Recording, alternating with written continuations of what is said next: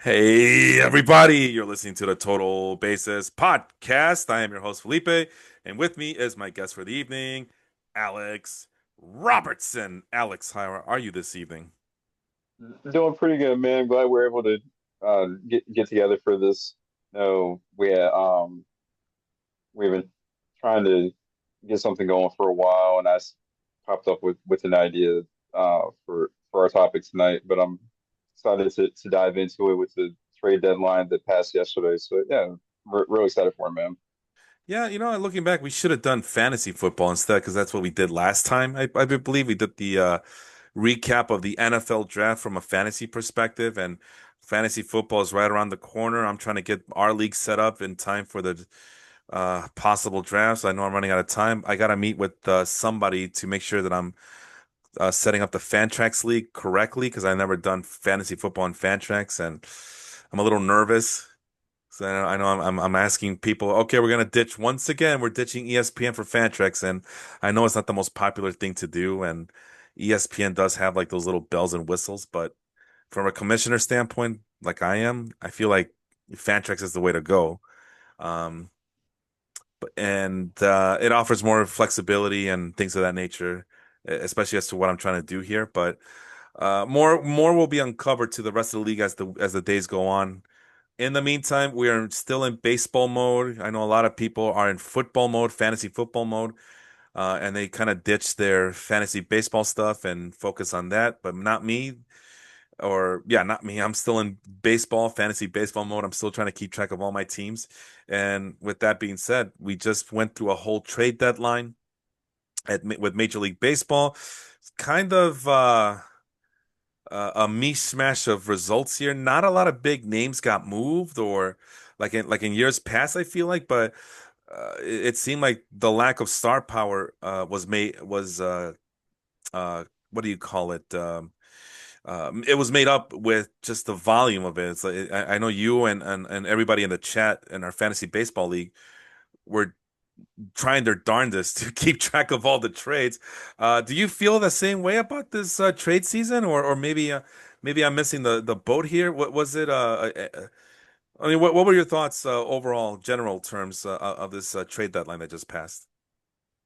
I I agree definitely that there weren't many big names moved. I do think that for whatever reason, GMs across the league must have decided that it was much easier to move rental pieces than trying to go through the whole process of figuring out, oh, well, to get, such and such big star, how many prospects am I going to have to give up for that? Am I going to have to give up, all like 1 through 5 in my farm system to get this player?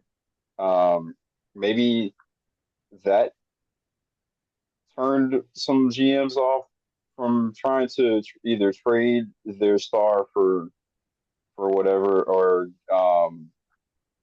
be able to acquire pieces.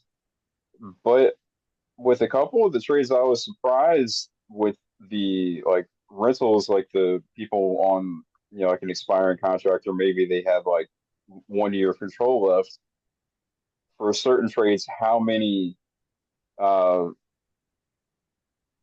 players like prospects they were able to get in return, knowing that some of these guys are like nearing their mid 30s and you're going to have them for 1 year. Hmm. The abundance of some of these returns was a bit surprising, I'd say. Do you think the same way that like a few of the trades may have gotten like hypothetically too much in return? Not sure. Yeah, I know. With the Padres, they seem to be very liberal with their minor league system, and at face value, what was the trade with with Leo Debris? That was for them to get. Oh, who the hell was it? Who got? I might as well look it up here. Wasn't that the Sears and Yeah, Mason from Miller? Mason Miller. Yeah, but I don't know. It's a mixed bag of things there because I know that when I was listening to the Rates and Barrels podcast with Eno Saris and Darren Van Riper, they were talking about, Leo DeVries is a top five prospect, but he's been really struggling, and he's actually posted 2 months where he's slugging 280 or something. Like, ooh, the hell? But obviously, you're you like the kid for the upside, and he's a very young uh player still. Uh, but if he's not producing, he's not producing. That means that's teams like trying to figure out, well, why isn't he killing it? If he's so darn good, why isn't he killing the low minor leagues or whatever? So, but the Padres do this every year. They every year people panic about why would they empty out their farm system? Who do they got left? Who do they got left? What about next year? Who are they gonna do when they need more reinforcements? They got nobody. And every year, and I look around like, are you kidding me? Like even last year or even 2 years ago when they made those big trades and people were crying about the same thing. Why would you do that if you're the Padres? Why are you killing your farm system? And I always told people, well, they still got players. What are you talking about? There's still players on this in their minor league system that are good. And sure enough, DeVries was able to be uh, flipped for Mason Miller and JP Sears, right? Yes, it was those two players, Mason Miller and JP Sears. In that aspect of it, some people think that was a hefty price, but you're getting one of the premier closers in all of baseball to an already stacked bullpen, I think, in my view. I mean, just the names alone are enough to make me think that that bullpen is indeed stacked. And then JP Sears, who little by little, people may not be paying attention, but little by little, he's improving every single start that's out there that he's out there performing. Because at first he just wasn't getting it. He was getting shellacked, and I'm guilty as charged. I used to make fun of the the Athletics all the time, like J.P. Sears. What a bum. Who cares? Ken Waldichuk. Who? But here we are. Sears, little by little, is making adjustments and adapting to this game, and seems like the Padres noticed that about him, and they pulled the trigger and bolstered their bullpen. As you know, Alex, if you can get your starters 4 or 5 innings, if you have a really good bullpen, they can take care of the rest and making your team pretty darn unstoppable. And so I guess it. I mean, the players that were getting traded um, were just I don't know, man. It was such a weird. I guess for a baseball junkie like myself, I know a lot of these guys. So yeah, they lack star power, but they're pretty darn good major leaguers. But as far as the return or what teams gave up to acquire a lot of these guys, like I guess we can move on to Camilo Doval. The Yankees had to give up Jesus Rodriguez, Parks Harbor, Vreeling, and Carlos De La Rosa. I don't know if you saw Vince post about this in our Baseball Life League and over on Facebook. But he basically said, huh, whatever. Just a bunch of prospects that were never going to amount to anything. And we got a pretty darn good relief pitcher in return. So I'm okay with this trade. And Vince is one of those guys where, like, why would you trade? Why would you mortgage your farm system for a rental or a veteran or for a player that may not be here long term? That doesn't make any sense. That's not a recipe for winning, he'll say. But he was okay with the Yankees acquiring Camilo Doval. And for me, it's like, I don't even know. Like, you stop me. I don't know who any. I think I know who Jesus Rodriguez is. I don't know about the other guys. So, I guess this is a long-winded way of me is saying I don't know. I don't know. And I'll before I cede it back to you there, my friend. This is why I always have issues with oh, that team overpaid. Oh, that team stole. That team fleeced that other team, and we don't know. We don't know what. Oh well, why would you overpay for this player? Why would you accept an underpayment, a brutal underpayment? We don't know what the deals are. All we have are rumors, and the rumors are just that. They're just rumors. We don't know what, like I always tell people, the market is the market. When it comes to free agency, the market is the market. When it comes to trades, the trade market is the damn trade market. We don't know what's going on behind the scenes. We don't know what other offers were put on the table or taken off the table. I mean, people talk all the time, and just from a fantasy standpoint, yeah, we are always talking trade, and maybe the trade that's on the table today is not at the trade table within the next hour or so. That's just how the money crumbles. That's how the cookie crumbles, I should say. Not so I'm not a fan of like who overpaid, who underpaid, any of that. Bottom line is, did the team who was trying to contend and improve increase their chances to contend and improve? And like I mentioned to you while we were off the air, I believe the Padres were able to improve. The Yankees, I think, were able to improve. You mentioned the Mets, the Phillies. So the in that aspect, it is what it is. If you want to compete and really give your team a chance and a moral boost as you march into the playoffs and have them believe that they have what it takes to win a championship and that the organization, the front office believes in this roster and they just gave bolstered the lineup and the bullpen and the starting rotation to help out, that should be a good feeling for the players who have been competing all season long and figuring out what the front office is going to do to help us out. If you're content to just do the bare minimum and are okay with your biggest rivals winning world championships, then congratulations, you are the New York Yankees of the last 5 years. Good, yay. You've been hoarding your prospects for no reason. Am I a little harsh there, Alex? Do you see it my way, or I mean, what do you think? I mean, you asked me the question. Now it's your turn to answer that question. Yeah, I I feel like there can be obvious like yeah there can be an obvious overpay maybe at least in the moment. Um, but I do agree that at times you have to do what you have to do to be able to get to that level of contention and to try to be on a yearly basis of being like, yeah, we're gonna win a ring. We're gonna win a ring. We're gonna win a ring. And even if you fall a little bit short, you knew that you did everything you could to try to get your team in the spot to get to that point.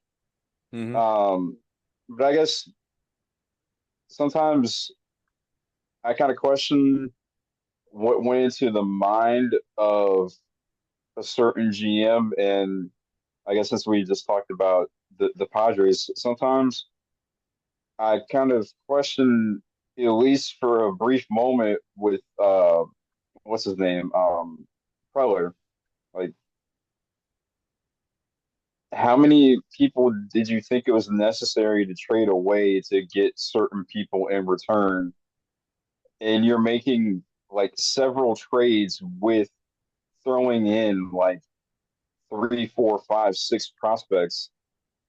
And what have they got to show for it? And this has been like the last like this is at least the third or fourth year in a row that Yep. they've been trying to go like all in. Hmm. And hey, Well, I agree with the mindset of doing what you have to do to be a contender and really go after winning a ring. But at the same time, there's also like how many times are you going to continue to yearly go through this process of trading away a crap ton of people, rather if they are or aren't going to necessarily affect where your farm system stands next year. But the fact that I'll just use one trade for an example, not to really dive too much into it, but when they got O'Hearn and Ramon Loriano. Laureano yesterday, Hmm. man, they traded away six prospects for two dudes that they're going to have for like 2 months and are both going to hit probably hit the market I know Ahern's going to be on the market, and I think Loriano has. He, I think he has an option for next year. But I guess my point is that you're trading away six prospects and three of them being in the top 12 in your farm system to get 2 months of guys that were sold pretty high. Like Ahern's having like a career year. Loriano is on having kind of like a comeback type year, and not to like trash the idea is that the Padres got some key players that they can use to improve their lineup in any way possible. But were was that really worth six players? It's kind of my question. And I know in our chat that we have for fantasy, we've had a few talks with amongst other guys about when they traded away Abrams and Gore and James Wood, and they like what they got out on what they got in return for that. How much did that actually help them? And they continue to do this year after year after year. And my question is more so not necessarily trading away prospects to get players that will really help your team, but why are you trading away for people that are 2 month rentals and you know they're going to go back out on the market and probably won't re-sign with you? And for to What's that the point of answer that? is that I've seen the list of prospects that got traded from the Padres over the last 3 or 4 years. They're not missing much. Number one, a lot of those prospects are not going to make the Major League Baseball team anytime soon because they're in win now mode. They need to win now. Could they one day complement the Major League roster? Probably, but when you're in win now mode, you don't have time to figure out. And again, the best time to trade prospects is not when you call them up and they give you mixed results. The time to do it is when they're still in the minor leagues because that's the highest value that they have. If you think that trading away five or six of them is too much, well, that's because they don't value them as much as Major League Baseball fans do. I'm talking about not just the Padres, but Major League Baseball teams don't value these prospects as much as we think they do, only because we've seen it happen so much so often that we just got used to, oh, shoot, that's a lot of prospects to trade. And then the Padres, every year, they prove themselves that they can restock that minor league system like nobody's business. Every year they trade away a top prospect, and every year they all they do is replenish the cupboard. Like the fact of the matter is, you still got to try. I mean, if you're a Padres fan, you should be ecstatic. Yeah, your farm system is depleted once again, but the Padres have the track record of replenishing it, and they have to keep up with the Dodgers because that's a tough division. Anytime you're paired up with the Dodgers, you got to keep up with the Joneses, as they say. You either swim or you're bound to drizz as Snoop Dogg used to say. Yes, West Coast rapper. There's a reason why I'm using that. But or you want to be like the Cubs, and what's the big Cub move that they made? They got oh crap, I already forgot. But they didn't get the starting pitcher that we wanted. They got let me see here. Oh, Mike Soroka. Yay! Mike Soroka. When we need like a top, I know maybe the market, like I said, the market is the market. We don't know what the market is. But I mean, Joe Ryan, apparent the Twins were trying to get rid of everybody on their roster. You're telling me the Cubs don't have enough what it takes to trade away Joe Ryan or for Joe Ryan? I don't know, man. Oh, we got Willie Castro. Yay, we got a utility player. Great. Hopefully he becomes the next Ben Zobrist, but I doubt it. I doubt it. I doubt it. Let's see. Who else did the Cubs get? Andrew Kittredge. Okay. Fine. He's no Mason Miller, but okay. It says here that the Cubs also got Taylor Rogers. Oh, that's right. I was wondering why he was being punished by getting traded to the Pirates for us for a little bit. He got traded from the Reds to the Pirates and then the Pirates to the Cubs. So it's kind of a quasi three-way trade. So they went the cheap route. They didn't make the flashy moves, but they went, the under the radar. These guys, these bullpen arms have a history of being somewhat decent in the past. I like those guys that I just mentioned, but it's not Mason Miller. It's not Camilo Doval. And it's not, I mean, not that I trust Camilo Doval, but it's still a big name. Who else? The Yankees got somebody else too that was like, whoa, I think they're being serious this time, you guys. And I'm trying to look it up right now. Oh, David Bednar. Yeah, that's one. They also got Jose Caballero, speedy, infielder. And we I think we talked about Ryan McMahon. The Mets got Gregory Soto. So I mean, not that I trust and believe in Gregory Soto, and you know that's a guy that the Cubs should have gotten, but that's a guy with a track record. I'm okay not having him, but that's a guy with a track record. But no, this Cubs team needs a shot in the arm in the rotation. You're telling me you couldn't give up one of your top five prospects, right? Like, and especially considering like there's a revolving door in their prospect list every damn year because a lot of the prospects that they're trying to bring up just flame out. I mean, we're still holding out hope for Kate Horton and Ben Brown, and they're very frustrating to watch. We already saw Alexander Canario, uh, end up on the Pirates because we couldn't keep him for longer, so we basically kept him around for nothing. So I know that people say, well, you don't want to give up all these prospects for a 3 month rental. Yeah, but you also don't want to keep a prospect who, again, the highest value of these prospects are when they're in the minors. Once they're called up or they're closer to being forced to be on that 40-man roster or closer to that Rule 5 draft, that's it. It's over. Their value is completely lost. And now you can't even use these guys as trade pieces in July. And I haven't even kept up to see what happened to those four prospects the Cubs got for you, Darvish. A lot of those guys were traded to the Cubs, and they're not even allowed to drink yet. But what I think it's what Owen Casey maybe he might have a chance. But how long have you been waiting on Owen Casey now?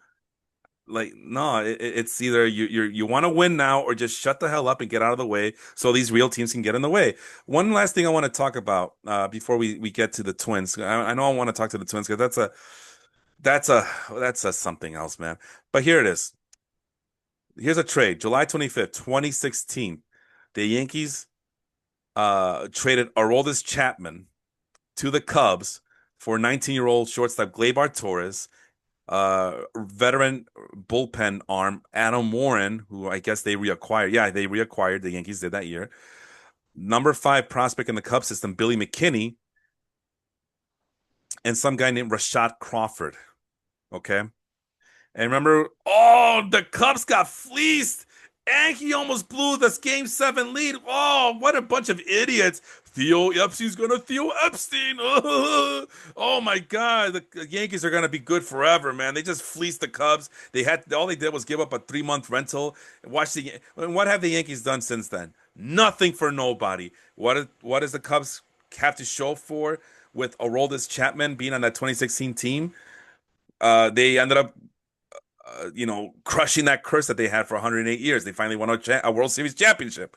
Gleyber Torres is not on the team anymore. Adam Warren is a non-factor. I don't even know where the hell he is now.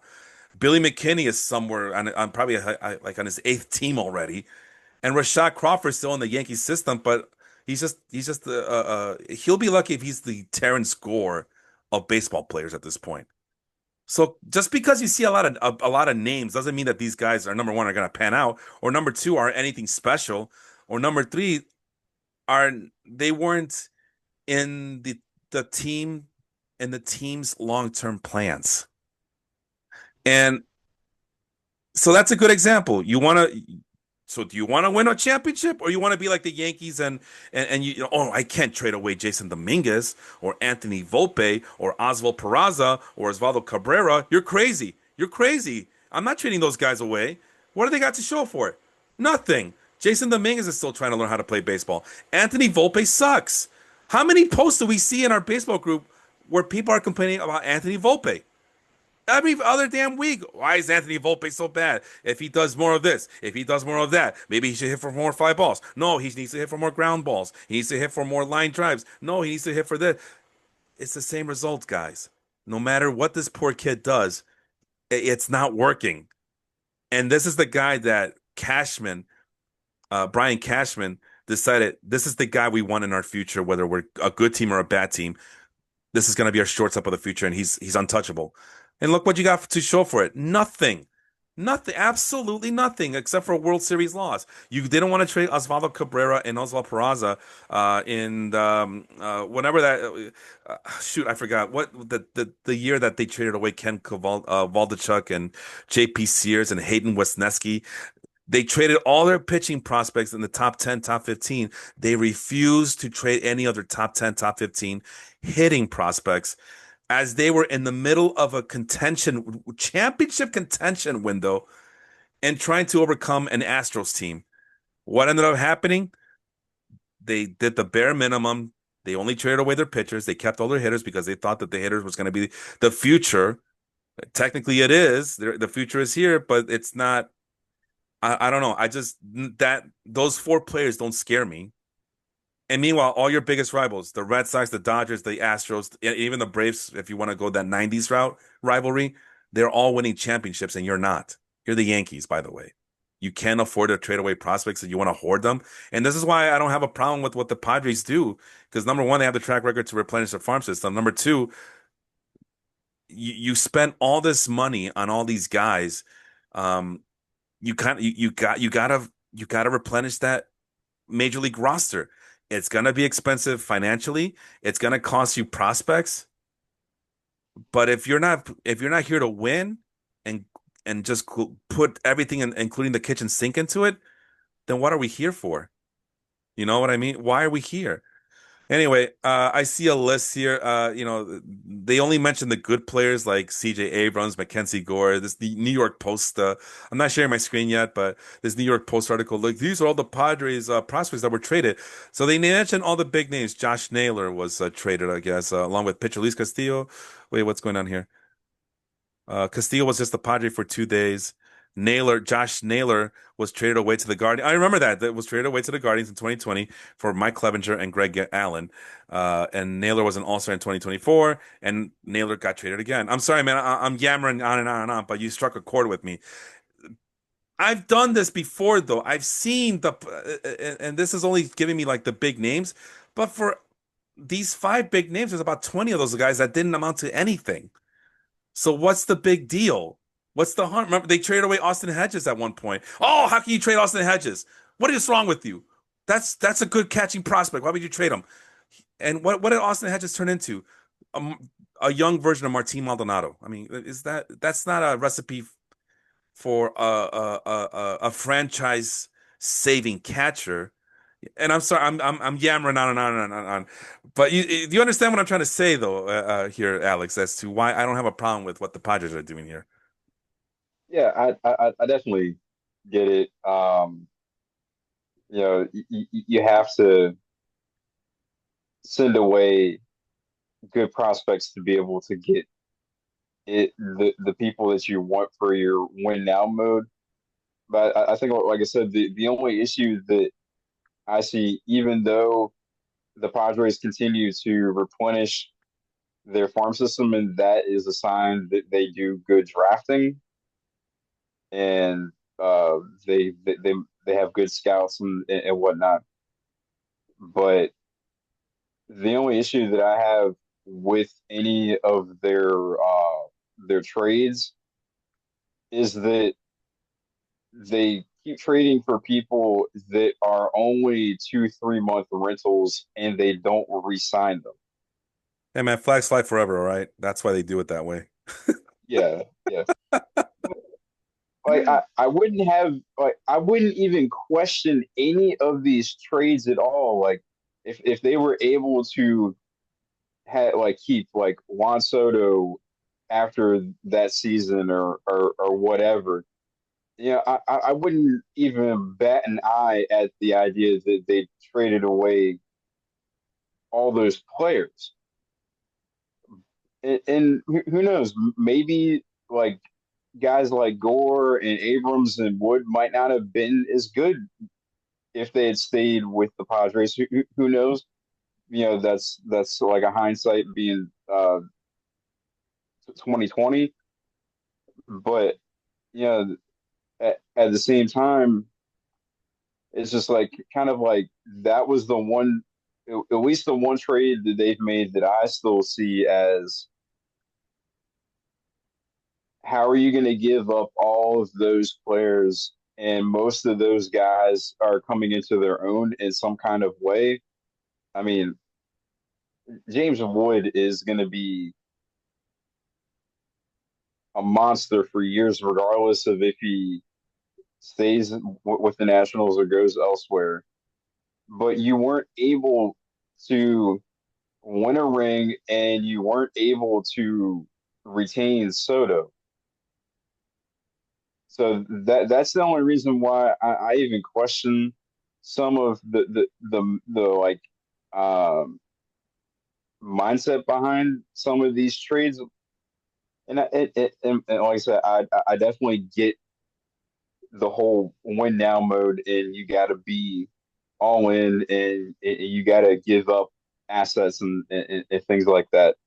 Um, what I was gonna joke about with the Yankees, um, with them holding on to prospects a lot, is a Seinfeld reference when Frank Costanza was wondering why Steinbrenner traded away Jay Buhner. yeah, Jay Buhner, and you get Ken Phelps in return. Uh, Really? Really? I'm sharing my screen right now. I'm not sure if you're able to see it or not, but I just went. I decided to go all the way back to 2020. I know that's a lot of trades, but this is all the prospects that the Padres have traded in the last 5 calendar years. So like, is it a calendar year? Well, since 20, I went I back to got you. January 1st of 2020. Manuel Margot and Logan Driscoll because they needed to get Emilio Pagan. Emilio Pagan at that time with the Rays was a pretty decent closer, and Margot was a pretty decent prospect. How can you trade Manuel Margot? What is Manuel Margot now? He's an okay fourth outfielder. I forgot who Esteban Quiroz was, but it doesn't matter to me. I forgot who Junior Perez was, but the Padres were able to get Jorge Mateo, and they were able to flip him around because they ended up with the Orioles, right? So let's see if he shows up on this list again. Franchi Cordero, I forgot who Ronald Bolaños was. He sounds familiar, but Franchi Cordero was a highly touted prospect at one point within the system, and they decided to listen him to the Kansas City Royals and get Tim Hill, a relief pitcher, because we need to shore up our reliever. How can you trade Franchi Cordero? Well, where's Franchi Cordero now? Doing nothing for nobody. I actually don't know where he is. It's been a while since I've heard that name. Here's a big trade. Taylor Trammell, Ty France, Luis Torrens, Andres Munoz. Lots of good players, especially Munoz. But Munoz was coming back off a really nasty, like we don't know if he's gonna play baseball again because he's just one injury, arm injury after arm injury after arm injury after arm injury. Luis Torrens is not even with the Mariners anymore. Ty France is not with the Mariners anymore. Yeah, he was pretty good for them for a while, but I mean, no one's no one's pulling their hair as to why the Padres traded away Ty France, right? And Taylor Trammell was considered a very raw, athletic, toolsy player for the Padres, and that would have been the move where people were going crazy. Like, why would you do that? Why are you trading away Taylor Trammell? Where's Taylor Trammell today, man? You tell me. Where's Taylor Trammell? I'll give you a chance to. I'll give you a guess or two to figure out where he is today. Probably sitting on the couch. No, he's with the Astros. See, you didn't know that. Mm. And I only knew this because of fantasy baseball. I was looking for an outfielder, and there's Taylor Trammell on my waiver wire. Like, wait, what? What's he doing? And he's already been traded numerous times. At one point, I think he was with the Reds, I believe. Was it the Reds? But I know he wasn't with the Mariners this whole time. And of course, Mm. I mean, Austin Adams was if I remember correctly, he was okay as a reliever. Austin Nola ended up being their catcher because, you know, I, they believed in Austin Nola for a point and decent hitting catcher, but obviously not the answer we're looking for long term. So, but to me, this is a wash. Yeah, Munoz ended up being a very good, solid closer for the Mariners today. So they got one guy, one decent player out of these four players. This is why these teams are asking. No, you're gonna get us. You're gonna give us more minor league players if you want one of our established major league players on the roster because we're not taking that chance. There's another. They got a no the Ryan O'Hearn of 2020, Mitch Moreland, but all they had to do was give up Hudson Potts and Jason Rosario. Where the hell are they? I've never heard of them before. Since then, like even now, I'd be surprised if they're still on the Red Sox roster resource page. They got once again they trade again with the Seattle Mariners, Matt Brash. They got some guy named Taylor Williams. Matt Brash in and out because of injury, and I don't. He might still be with the Mariners, but I don't know. We'll have to double check that some other time.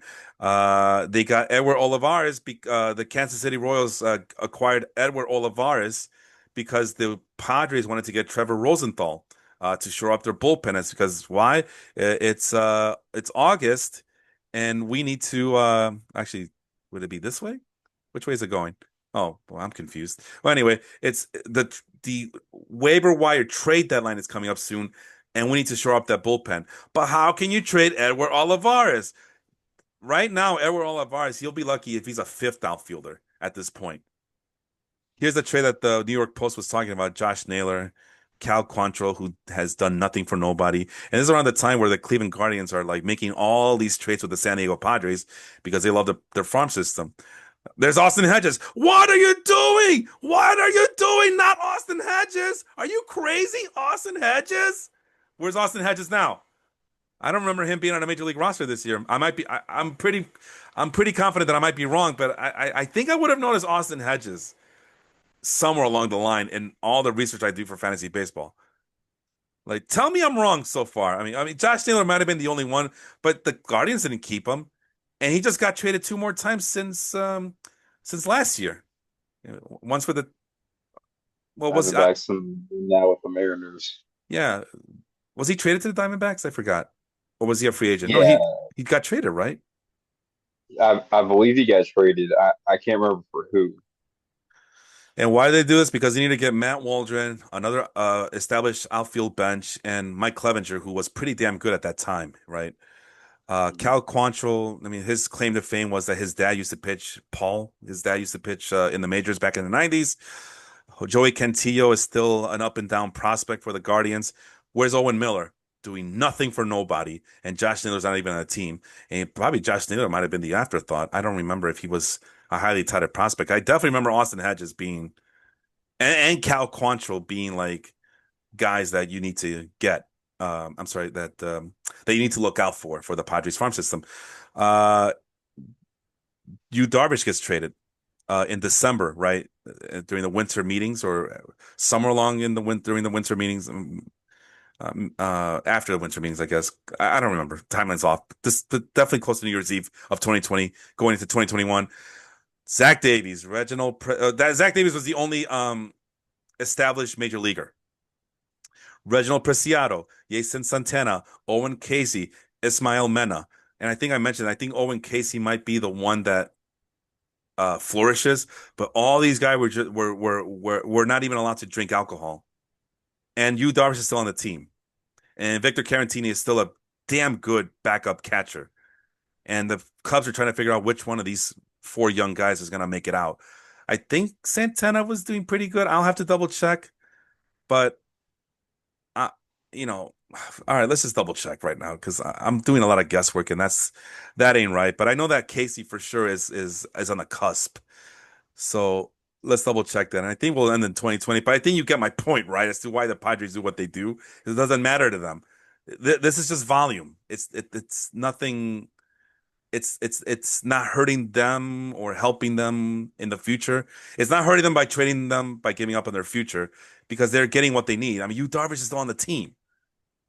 All right, Preciado, where's he at? Preciado. Oh, there he is. He's still in high A at 22 years old. High A. Uh, I think this means that he qualifies for rule. Yeah, he's gonna qualify for Rule 5. So get ready to say goodbye to him. Uh, get ready to say goodbye to him. You know, he's still in high A at 22 years old. Jason Santana, Jason with a Y. Where's he at? Nope, not on the list. I don't know what happened to Jason Santana, but he's not on the roster resource. And I mentioned Owen Casey might be the one uh saving grace of all of this.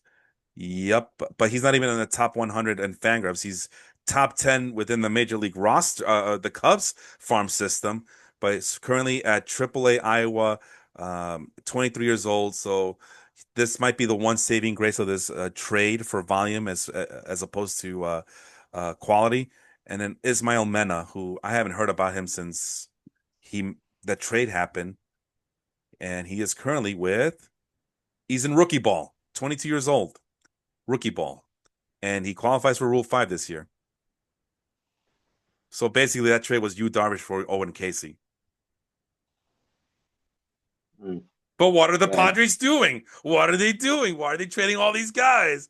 Luis Patino got traded. Remember Luis Patino? I know you remember Luis Patino. Mhm. Remember, right? And Yeah, Francisco Mejia. Go ahead. I was gonna say these trades definitely in hindsight, not questioning what went on. Um, at least with you, Darvish, they actually kept him long term.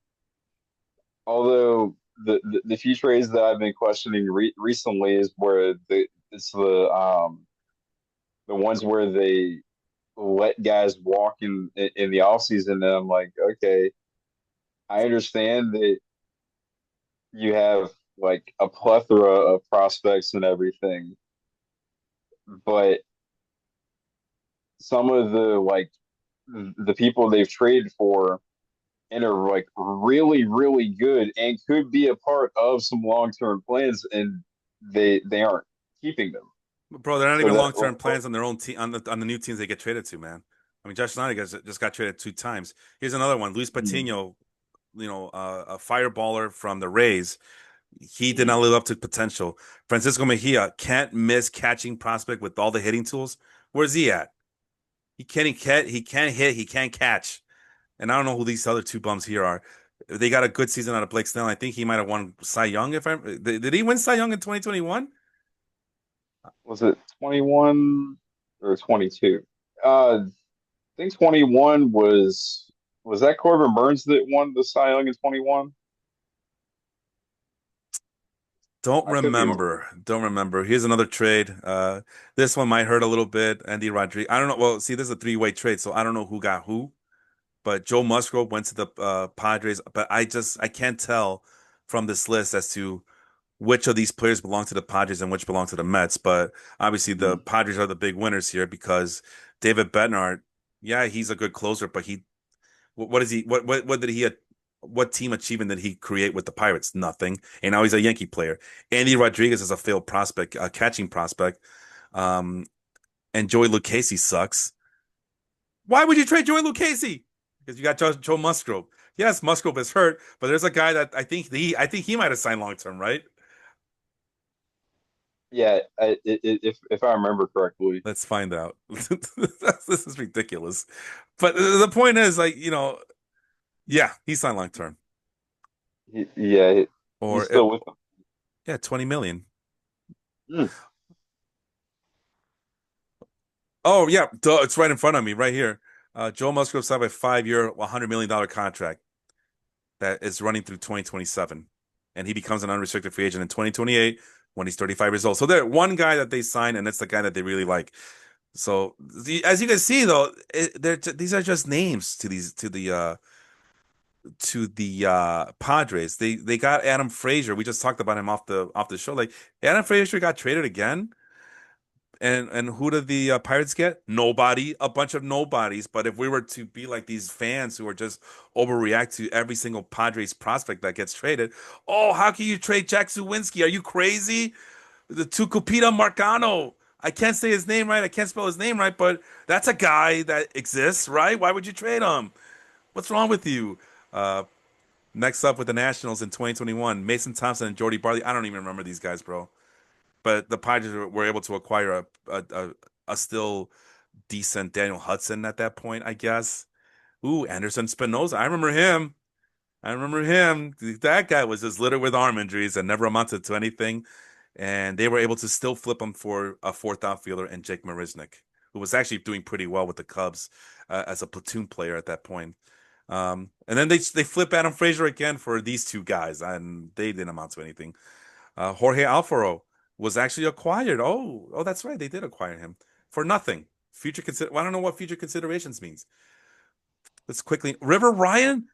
River Ryan. I didn't know that River Ryan was with the Padres. And where's River Ryan now? He's a very highly heralded prospect, but he can't put it together in AAA. Do these names look familiar to you? Urubel Angeles and Adrian Martinez for Sean Manaea and basketball player Aaron Holiday. Do these two names from the Oakland Athletics sound familiar to you? Yes or no? Just answer me that question at least. No, I would Okay, have then. never known those two dudes even existed. Remember, why would you trade Chris Paddock? Do you not know that he has a killer changeup and an awesome control? Yeah, and as soon as he gets to the Twins, it's just one arm injury after one arm injury after one arm injury, and they were able to get Taylor Rogers and some guy named Brent Rooker, some bum. I don't know. You know who Brent Rooker is? I've never heard of this I guy don't know. before. Some guy that just sits around for the A's. I don't know if he really does anything I for mean, them. how good could he Who, be? He's only a who, designated hitter. who even is that guy, man? I don't know. I mean, but the Padres are crazy that they traded away Chris Paddock for Taylor Rogers and Brent Rooker. What I guess these are two rental players. Boy, what a bunch of idiots! Yeah, and for those who don't know, these are jokes. These are jokes. Did you know that Robinson Cano played with the Padres at one point? I did not know that. God, I don't even. What year was that? it looks like 21. July 2022, Atlanta acquires Robinson Cano from the Padres, unless that's a different Robinson Cano, but it has to be the same guy. No prospects were traded then, but I guess they were just it was contractual. I don't know. They then traded away Robert Gasser, who can't stay healthy. Esteury Ruiz, who's already gone. I don't even know what team he's on right now, but he's been traded multiple times already. Taylor Rogers, he's with the Cubs now. He just got traded for the umpteenth time in his career, despite being one of the better left-handed relief pitchers. At least last I checked. I don't know what he's doing this year, but obviously the Cubs thought he was still worthy enough to acquire. And then Nelson Lamet, who just couldn't quite put it together. So basically, they gave up four players to the Brewers that are nothing for Josh Hader. But Josh Hader's not on the team anymore. Yeah, but they got the memories and no harm, no foul with these any of these four guys. No harm, no foul. They acquired Brandon Drury in 2022, second baseman, middle infielder with some pop for Victor Acosta. Do you remember who Victor Acosta for the Padres was? Nope. Okay. But I'm pretty sure somebody was screaming, "Dude, they just traded Victor Acosta, bro. Can you believe that? He's like the 17th best prospect on that team." Oh my God, they're idiots. And you know what? We were supposed to talk about trade, and we're just talking about the Padres. Oh, look at that. Brent But Rooker was traded to the Royals. I don't even remember that. wait, what? Yeah, he was traded to the Royals from the Padres for Cam Gallagher. Okay, so maybe that's the one trade they messed up on. Okay, this trade's bad. Okay, I'll admit this trade is bad. But CJ Abrams, he's already gotten in trouble because he gambles too much at night. Mackenzie Gore, yeah, okay, I'll give you Mackenzie Gore, but it took him a while to get together, get his stuff together. Robert Hassel is struggling, which really sucks. I thought he was going to be the next Christian Yelich. James Wood is the real deal. Jarlene Susana is hurt, and Luke Voigt was just an afterthought in that trade. So this might be the one trade where I may agree with you. Like, okay, that's an overspend. We're getting to 2023.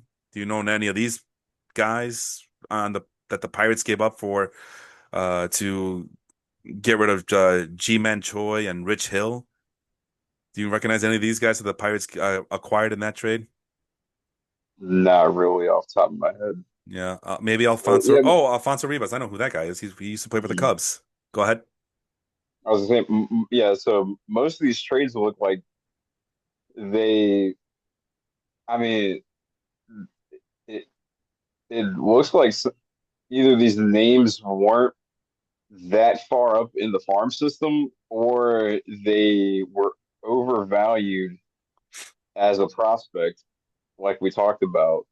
Um, and I was going to make a joke Hmm. But on the opposite end of the spectrum, then you have some fans that are like, how could you trade away like this mid-level outfielder that we've had for the last 3 or 4 years and get some like 19-year-old kid that is like 4 or 5 years away from being able to play for us, and you see that in different fan groups all the time. You're like,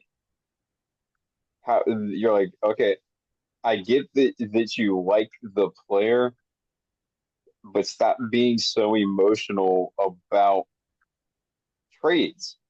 It's like basketball, right? Like the NBA. Like everybody gets excited during draft night, right? Like the 15th pick, some guy gets a European player who's 6'7", but can jump out of the gym, can shoot these nice threes as a defensive force. He just needs to refine his game a little bit. Or as Fran Fraschilla used to say, this kid is 5 years away from being 5 years away. And then those guys don't amount to anything. They just Mhm. stay in Europe for the rest of their lives and they have up and down careers, and that's it.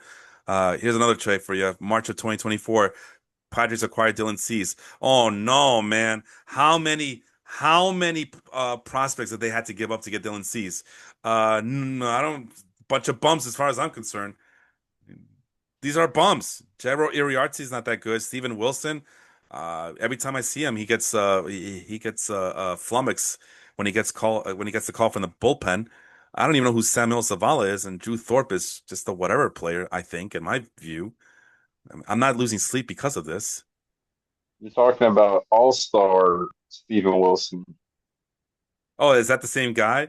I don't know. Every time I see him for the White I Sox, believe so. Why did he he even get into the All-Star game? Is my question. Out of all the mid players that the White Sox have, you're when was telling me this?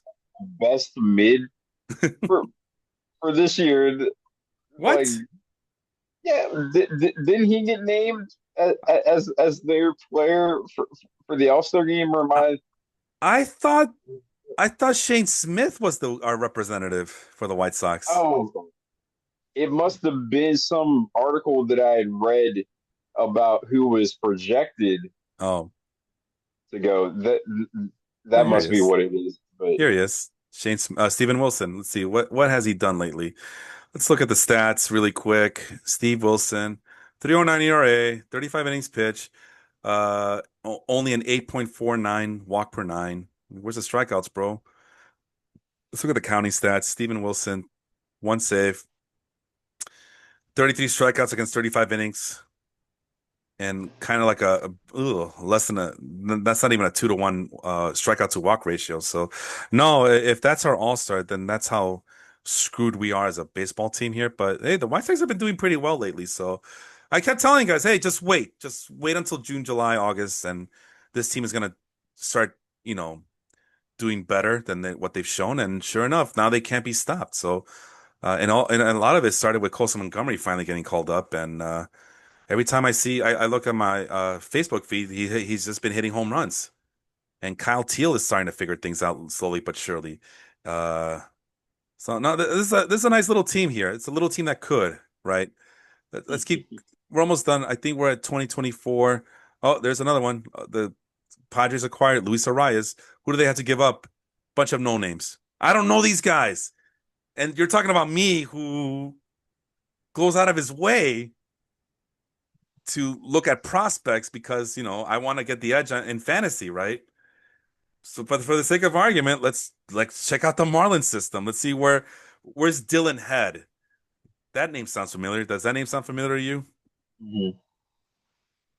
He was wasn't he the best one that the Padres gave up Well, or the currently he's a highest rated? he. See,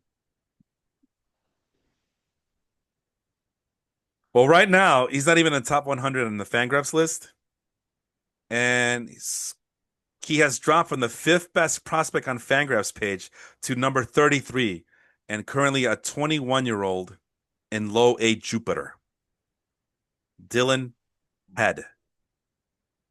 Now you got me curious. If he was so highly regarded, what happened? How does he drop from 5 to 33? Right? That's kind of mysterious. All right, so here it is. Head is a tooled out center field prospect whose feel for defense could stand to improve. From a bat to ball standpoint, there's a big gap between Head's 2023 pro debut and the start of his 2024. This is like a magmatic everyday center field. What does that mean? But it's a speedy guy, though. A speedy guy with low hit tool and not a lot of power, and he's currently injured with a hip injury. Oh, that's of March of 2025. So let's look at the numbers. What has he done this year that makes people go gaga? Yes, he's a base stealer. We know that because he steals a lot of bases.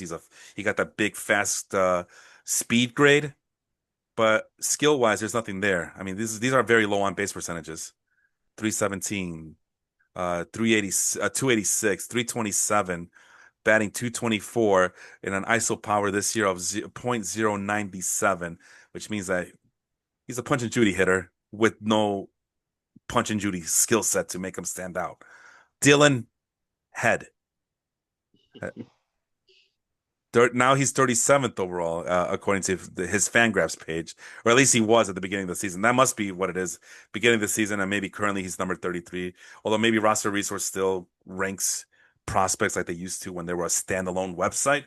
Well, let's see. Jacob Marcy, another outfielder. I don't see him in low A, so maybe he is in.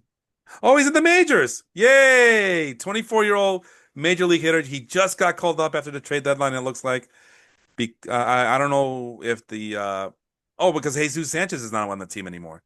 He got traded away, right? Mhm. So there you go. So okay, they got Marlins got one over on the Padres. There's Jacob Marcy. Let's wait for that thing to load. In the meantime, let's look at his numbers in AAA. 14 home runs, 47 stolen bases. So you gotta like that. So yeah, this might be a decent player, but then he's doing this in his let's call it his first full season at AAA because last year at AAA, when he got called up from AA,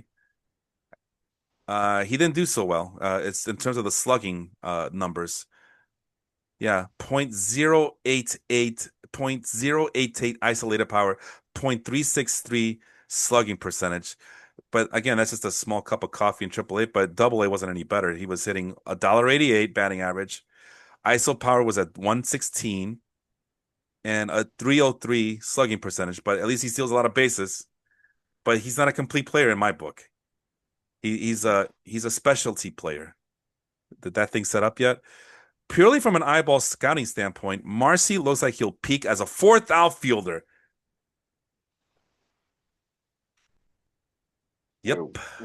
Yep. Go Mm. ahead. Go ahead. I'm sorry. Uh, yeah, yeah. He might be able to peak a little bit better because he's on a Marlins team that will perpetually never compete. Same way that some players will do really good certain years for like the Pirates or the A's or whoever, where when you're like one of the only relatively good players consistently in the lineup, of course you're going to be pitched to. There's no one to protect you in the lineup. So you might be able to get certain years where your numbers really start to kind of catch eyes across the league. So who knows? Again, like you said, he's not a complete player, And but neither is this guy, player number three. Already, they're going 0 for 3. The Marlins are with these players. This guy, yeah, 45 future value, but there's really nothing that stands out in his grading. Maybe for that hit tool, but the power is kind of just average in terms of that, in terms of those prospect grades. But here's the synopsis. Nathan Martorella, first baseman, left-handed hitter, is a stocky lefty power bat with an entertaining uppercut swing. A real approach and control of the strike zone helps him get to the power enough to project Martorella as a righty mashing first base DH. So basically Ryan O'Hearn, right? but without Ryan Hearn's power because I just saw second full year in Double A. He still sucks. 24-year-old in his second season in Double A, full season. Yeah, and if you want to combine his 2024 Double A stop with his 2023 stop, you're talking to a guy who's close to three full seasons in Double A, and he can't figure it out. This is why the Padres do what they do, Yeah. man. Let's go ahead. I was thinking, yo, Skip. Like Uh, we got to start. Like you mentioned with the fact that some of these prospects really um are kind of overvalued.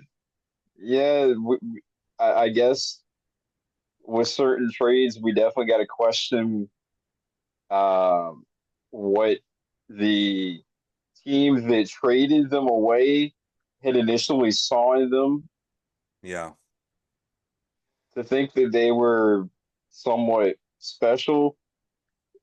Because with the three guys that we just looked at, uh, the outfielder or what the projected fourth outfielder, that's the only guy that might get somewhere. this is the last guy right here, and he's not even with the team anymore. Woo suck, go. Woo suck, no, you suck. Go away. Go back to Korea. 26-year-old Korean pitcher. I don't know. It says that the Tigers signed Go to a minor league contract on. Oh, this is recent. June 24th. He signs with the Detroit Tigers. There's his prospect grades. Again, Cutter might be the one thing that stands out, but everything else is kind of standard. Nothing solid, but it's unspectacular, I guess. Let's see. What did he do with the Marlins? Not much. How come they're not combining this like they should? Huh. That's okay. Let's look at the. Oh, right, because the 2025 season's still going on. My bad. Let's see what he did in 2024, right? Because decent amount of strikeouts, was able to control his walks in three different stops. So two Double A stints, one with the Padres, one with the Marlins, and then he eventually got called up to Triple A last year with the Marlins. Uh, 6.54 ERA, and the FIP says, "Yeah, bro, this guy sucks." 4.87 field independent pitching. Um, so yeah, nothing too fancy here. And then yeah, so there was at one point he was a guy that was showing off some of that strikeout potential. But oh, that's right, he was doing this as a relief pitcher. We're really gonna crack our skulls over a relief pitcher, a relief pitching prospect. You know what they call relief pitching prospects? That's exactly it. They don't get the call. And I'm sorry for being mean, but come on, we're losing our collective minds over this. And then his strikeout totals went down, but with the Tigers, let's see, he just got signed by the Tigers. 9 games, 11.48. That's good. Strikeout per nine, 11.48. 5.4 walk per nine. That's a little, even for a relief pitcher, that's a tad little high, but okay, we forgive him. 6.08 ERA, 491 FIP. So yeah, it's just there's nothing there, man. There's nothing there. Mhm. It's just a lottery ticket, and that's it. Let's go back. You know what? This was not an episode to just talk about the Padres, and we were supposed to talk about these current trades, The but as Indians and the Phillies and the Mets. what usually happens with us, man, we just get off track and start talking about other stuff. I don't know who I any of these mean, guys. Go ahead. I was gonna say the Padres definitely make really good rental trades. Um, and it looks like 90% of these have been really solid trades because they've kind of just been under the mindset of F all these prospects, we'll have more for you next year that we'll give away I'm telling you. again. Mm-hmm. Telling you. And I, Mm, mm. but is there a like a way for teams to be truly competitive by balancing between keeping some prospects that are really highly touted and trading away some of them that are also highly touted, but knowing who to get rid of.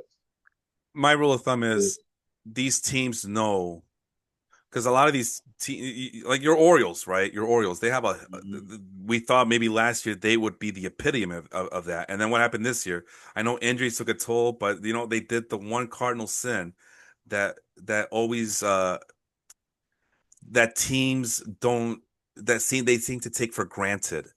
Number one, they thought that success was linear. They thought progress was linear. No.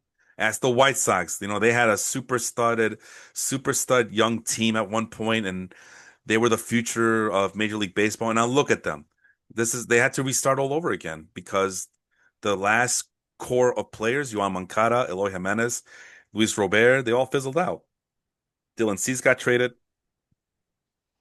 and now they're starting over from scratch. They tore it down, and now we're seeing this new batch of core players coming up, and I'm really excited for them, but it's going to take a while, and it's definitely going to be moot if the White Sox don't do a good enough job of making these tough decisions and figuring out, Mhm. okay, which one of these young players is really part of our core and part of our future for years to come, and which ones can we trade away so we can get some really good established major league talent, guys that have been there before, guys that we can count on to help along this young team that can show them the ropes.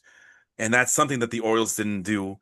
And on top of that, they did not shore up the rotation outside of Charlie Morton, I guess. The bullpen was is not the same dominant bullpen from like the last 2 years, it seems like. And they failed to make a splash in free agency. They failed. They didn't want to they should have traded Kobe Mayo. I know it's hard to fathom, but when you got, again, these players, these minor league prospects, their highest value is when these players, it's like a car dealership, right? The highest value that car's ever going to get is just sitting there at the car dealership. Once you sign off and you grab the keys and you drive it off the parking lot, that's it. That value precipitously dropped. The same concept with these minor league players, these highly touted prospect players. Once Kobe Mayo got called up last year, his stock just precipitously dropped. That's it. Mhm. Because I mean, I don't have to tell you this, but I'm gonna just lay it out loud if for those who don't understand what's happening here, is that the real prize, the real value of these minor league prospects is the chance of winning that big prize that you open you put a quarter in a vending machine that's full of toys. It has the casing in it. You might get a Pokemon character, you might get a Nintendo character, you might get some real cash in there. Sometimes they'll throw in cash every once in a while, or you might just get a piece of candy, or you get nothing, but it might be worth 25 cents. It might be worth putting 50 cents. Hell, maybe a whole dollar. But we got to find out. I mean, it's just too intriguing to figure out. If we trade Kobe Mayo away, we're doing ourselves a disservice by giving up on the next, I don't know who the hell, the next Richie Sexton, I guess. I'm just thinking height and stature, We can't take a chance on trading away the next Richie Sexton. We need to keep Kobe Mayo. And and looking back, if Kobe Mayo would have gotten traded for some of these big name, because I think I mentioned at the beginning of the show, last year and the year before that had a lot of big name trade assets, established Major League Baseball. It seemed like there was a lot of big names that were getting traded last year. Again, I'll have to. It's one of those things where I double check, but it's a gut feeling, right? And people hate it when I just don't use my gut enough. So this is my gut feeling. This year, I'm sorry. So last year, I think if Kobe Mayo would have been put on the block, the Orioles could have gotten themselves a really good player for a guy that would eventually struggle once he got called up to the major leagues and struggle with strikeouts, struggle with contact skills, and then he would have to get dropped down to AAA again and figure things out. And he's been up and down ever since. Mhm. But if you trade Kobe Mayo last year, like I even we had this conversation in our chat before, and you were like, "No, you can't do that. You can." Yes, you can. You already got your guys in the majors. The guys who are in the majors now, those are Gunnar Henderson, Jordan Westburg, Jackson Holliday. The Orioles made it clear, Adley Rushman, these are the guys we're going to roll the dice with for the rest of our time together here. Anybody else who comes up is just extra. Kyle Stowers, you're extra. Be gone. Um, they should have done the same thing with Colton Cowser, Colby Mayo. I'm missing a guy. Heston Chad. Is he doing well? Yeah, You tell me. I Uh, feel like the biggest issue, and like I said before we got on the show, I don't really want to talk too much about my team because we'd literally be sitting here until like breakfast tomorrow. yeah. But regardless of what players could be traded and what players absolutely should be traded, the biggest issue is that when we've signed certain kind of like placeholder pieces, some of those guys might play just well enough to justify getting a few extra at bats.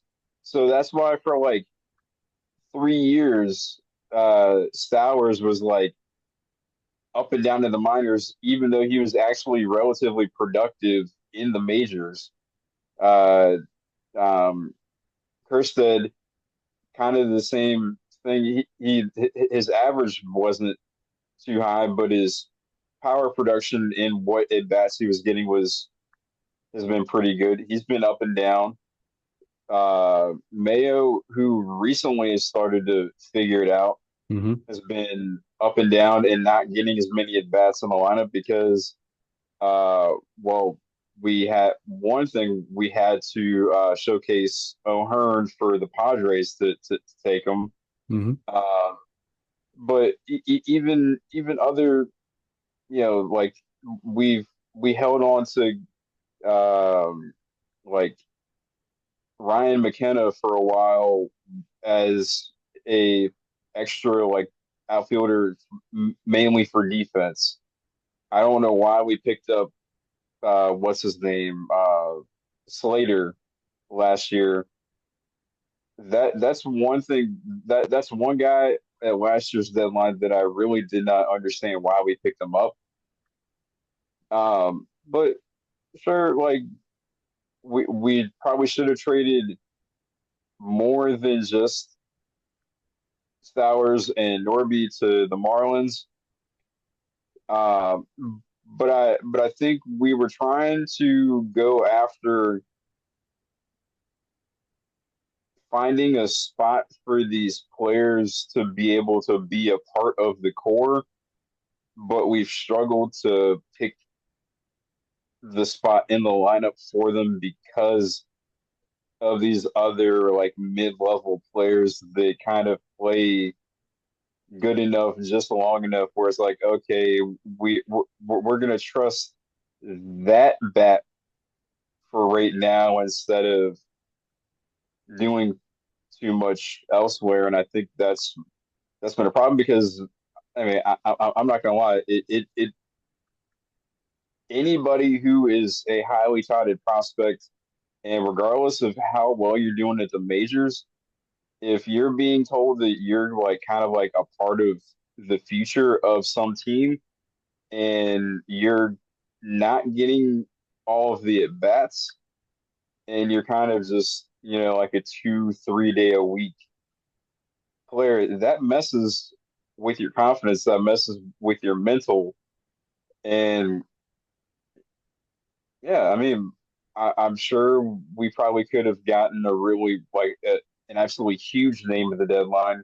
I just don't know which name me personally I would have been okay with giving up. But I knew that the price would have been hefty anyway. So if you're going to make that deal, you got to figure out of like maybe like a hat full of 5 or 6 names, what guys you're going to be okay with giving up and what guys you really want to have for your core. And I think we dropped the ball on that only because we hadn't figured out one how to keep the players in a spot to be a part of the core, but also we just simply didn't trade them away anyways. Hmm. I mean, it's not easy, man. You're damn if you do, you're damn if you do with these fan bases. But overall, I mean, you're just seeing you get screwed for hoarding players, you get screwed for trading players. But you know, there's a reason why established major league talent um are established. There's a reason why they're successful, and a lot of these young guys, they're just these teams count quantity over quality just because well, one of these scratch off tickets is gonna make me a millionaire, and it is what it is. I mean, it just goes back to the fundamentals, right? You want to win, you got to pay the price, whether you're paying for free agents, and this goes for the Padres, the Orioles, doesn't matter. You want to win, you got to pay for free agents. You got to make smart trades. You got to cultivate a farm system. The Padres can do all of that. They're not afraid to make trades. They're constantly reshuffling their minor league system. Um, and somehow, even though they're a broke ass team, they're still able to go and sign free agents at will. Hell, maybe the fact that they're so in the red, at least last I heard, at least that's what they say. Remember that they had to take out a loan just to keep the lights on at one point. But this is why they trade away all these prospects. Like, well, screw it. Let's just it's cheaper than going after free agents. Let's just do what we got to do. I mean, Ryan O'Hearn is an all-star. Let's go get him. Really quick, there was another trade I wanted to talk about, and I'll go by it really quick. But they made a trade with the Rays again, and I already lost that trade. Where is it? On the other screen. But I do have the names already listed. What if I type in one of these guys' name? Well, Bush, yeah, Homer Bush. Oh, okay. Jason Adam was acquired last year in June of 2024. You know who Jason Adam is? A holds machine, pretty reliable relief pitcher. I'm not sure what he's up to this year, but I haven't seen his name in waiver wire, so that must mean that he's on somebody's fantasy baseball team. So he must be doing pretty decent. If I'm wrong, I'm wrong. Whatever. Tell me if the listener out there, tell me if I'm wrong. But one of the guys they got, Dylan Lesko. All right. What has he done? Mostly relief. Since getting acquired by the Rays, mostly relief pitching work, and it looks like, yeah, it looks like there must be tweaking something with him because he's been giving a ton of walks. A ton. Well, he was always a guy with walk tendencies, but it's gotten a lot worse with the Rays, and now it looks like they're just wanting him to pitch out of the bullpen at this point. So there's that. And how old is he? 21 years old, and he's currently in high A ball. So yeah, great changeup it looks like. Really good fastball. Command is an issue. We just saw the high walk rate. 26, the 26 overall prospect for the Rays at the beginning of the season. Homer Bush, you know who Chandler Simpson is? This is him right here uh in as currently in the minor league system for the Rays. Uh, not much of anything else, not much power, but really fast, good fielder. I think this is Homer Bush's kid, maybe, I think, right? Yeah, it is. Thank you. But he doesn't do much of anything. He steals bases and that's it. Doesn't do much of anything. Actually, his on base percentage is pretty decent so far this year, but he's not going to provide you any pop. He's not going to provide you any power. He's a one-dimensional player as far as I'm concerned. If I'm wrong, I'm wrong. But this is a player I definitely don't chase after with the low hit tool, with the low power, and it's just speed. And even here, this guy's ceiling as a center fielder should allow him to be an extra outfielder. So like a fourth or fifth outfielder off the bench. And and this is all the Padres had to trade to get Jason Adam. And the last guy, J.D. Gonzalez, who's kind of mid as the 58th best prospect for the Rays, 35 plus future value, catching prospect, and teenage catching prospect. Uh, Developing but still raw is what the quick scouting report says about him. And what does he do? It's nothing but strike out. 44.9% strikeout rate in single A for the Rays last year. And he's always hovering around 30%. Still young, still a teenager, but let the Rays worry about developing him. We get to modern day, right? With the A's, they got two. pitchers right. They got Mason Miller and JP Sears, like we talked about. Here's Leo DeVries. At one point, Leo DeVries was available in a lot of my fantasy leagues. Like, oh, I hit the jackpot. I can replace one of my minor leaguers and get this guy on my team, and I'll be good to go. And I realized, oh boy, this guy's really young, 18 years old. Oh boy, he's still that's 50 future value, but man, it's a work in progress. Switch hitting shortstop prospect with power. Okay, I can see why people love him. And then you look at his numbers. What did he do with the Padres last year? Pretty good numbers. 11 home runs, 13 stolen bases. Uh, there's that power that people were talking about, 204 ISO power, decent on base. Batting average is low, and it continues to stay to be low in with the high A affiliates of the A's and the Padres. There was something else I didn't like about this kid that I said, I'm not gonna get this guy. I'll let somebody else worry about. But it might have been the low batting average and 410 slugging percentage for a shortstop's pretty good. But there's some I don't know. There was just something off about him that I didn't like. So I said, no, I'm not gonna get this guy. Forget it. And like I said, even the Rates and Barrels podcast mentioned that DeVry was posting some ugly numbers for 2 months in the minors this year, and they basically said, yeah, so let's hold on, let's not lose control over a top five prospect getting traded. This guy's a major work in progress, and who knows if he's gonna be able to figure things out in the long run. So I don't think this is a slam dunk prospect as people think he is.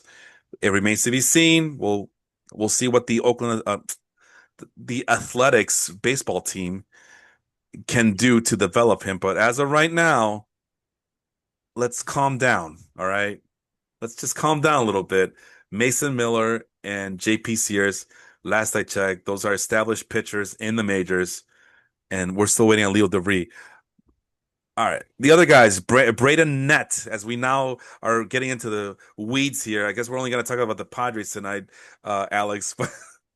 But you know what? They're the ones who made the big trades in both quantity and quality. Braden Nett, 23-year-old. Where was he? Oh, because I went to the Orioles, but I think he was in Double A. Let's go back to the A's roster resource page. As it loads, let's go to Double A. That's Triple A right there. This is Double A, and there he is. Both Braden Nett and Henry Baez, Double A. Okay, 12th best prospect. Pretty good prospect grades. And what has he done for the Padres in 2025 so far? Uh, Double digits K per nine. Walk rate's a little high. Actually, he's had a history of control issues with the walks, but he looks like he's little by little improving and getting things together. So we're not gonna lose too much hope out on this guy quite yet. And the peripherals in the RA are decent. So okay, we got one guy down. Is he the next? Is he the next Vital Blue or Catfish Hunter for the A's? I don't think so, but looks like we might have a pretty decent starting pitcher in the future. We'll see. Henry Baez, 28th best prospect. Again, 35 plus future value. 22-year-old right-handed. Um, has a split finger, and that's all you can say about the guy because everything else is just solid but unspectacular. What has he done with the Padres this year? Decent strikeouts. This guy actually does come with control. Has a history of being able to control his pitches. Just the strikeout, wipe away power isn't there. Uh, Alex controls his home runs, so that's going to be key. I don't know how that's gonna translate with the A's, but 196 ERA, little bit on the fluky side, but that's okay. It's okay. So two solid starting pitchers right there. Who's the last guy? Uh, Eduardo Nunez. Oh, this is the guy who's already on the team. He's already on the team, but this is what he has. Really raw, but nothing out of the ordinary prospect. Good fastball, good curveball, but lacks so much command. And this is what he's done with the Padres so far. He's given up a lot of walks, so in four games already. But let's go back to the minor league numbers here. What has he done so far in the minors with the Padres at AAA? Again, lots of strikeouts. Has a little bit of issues with the walks, but nothing that can't be fixed with a little bit of coaching. And 2025 in the minors in both AA and AAA. Again, double digit strikeout per nine.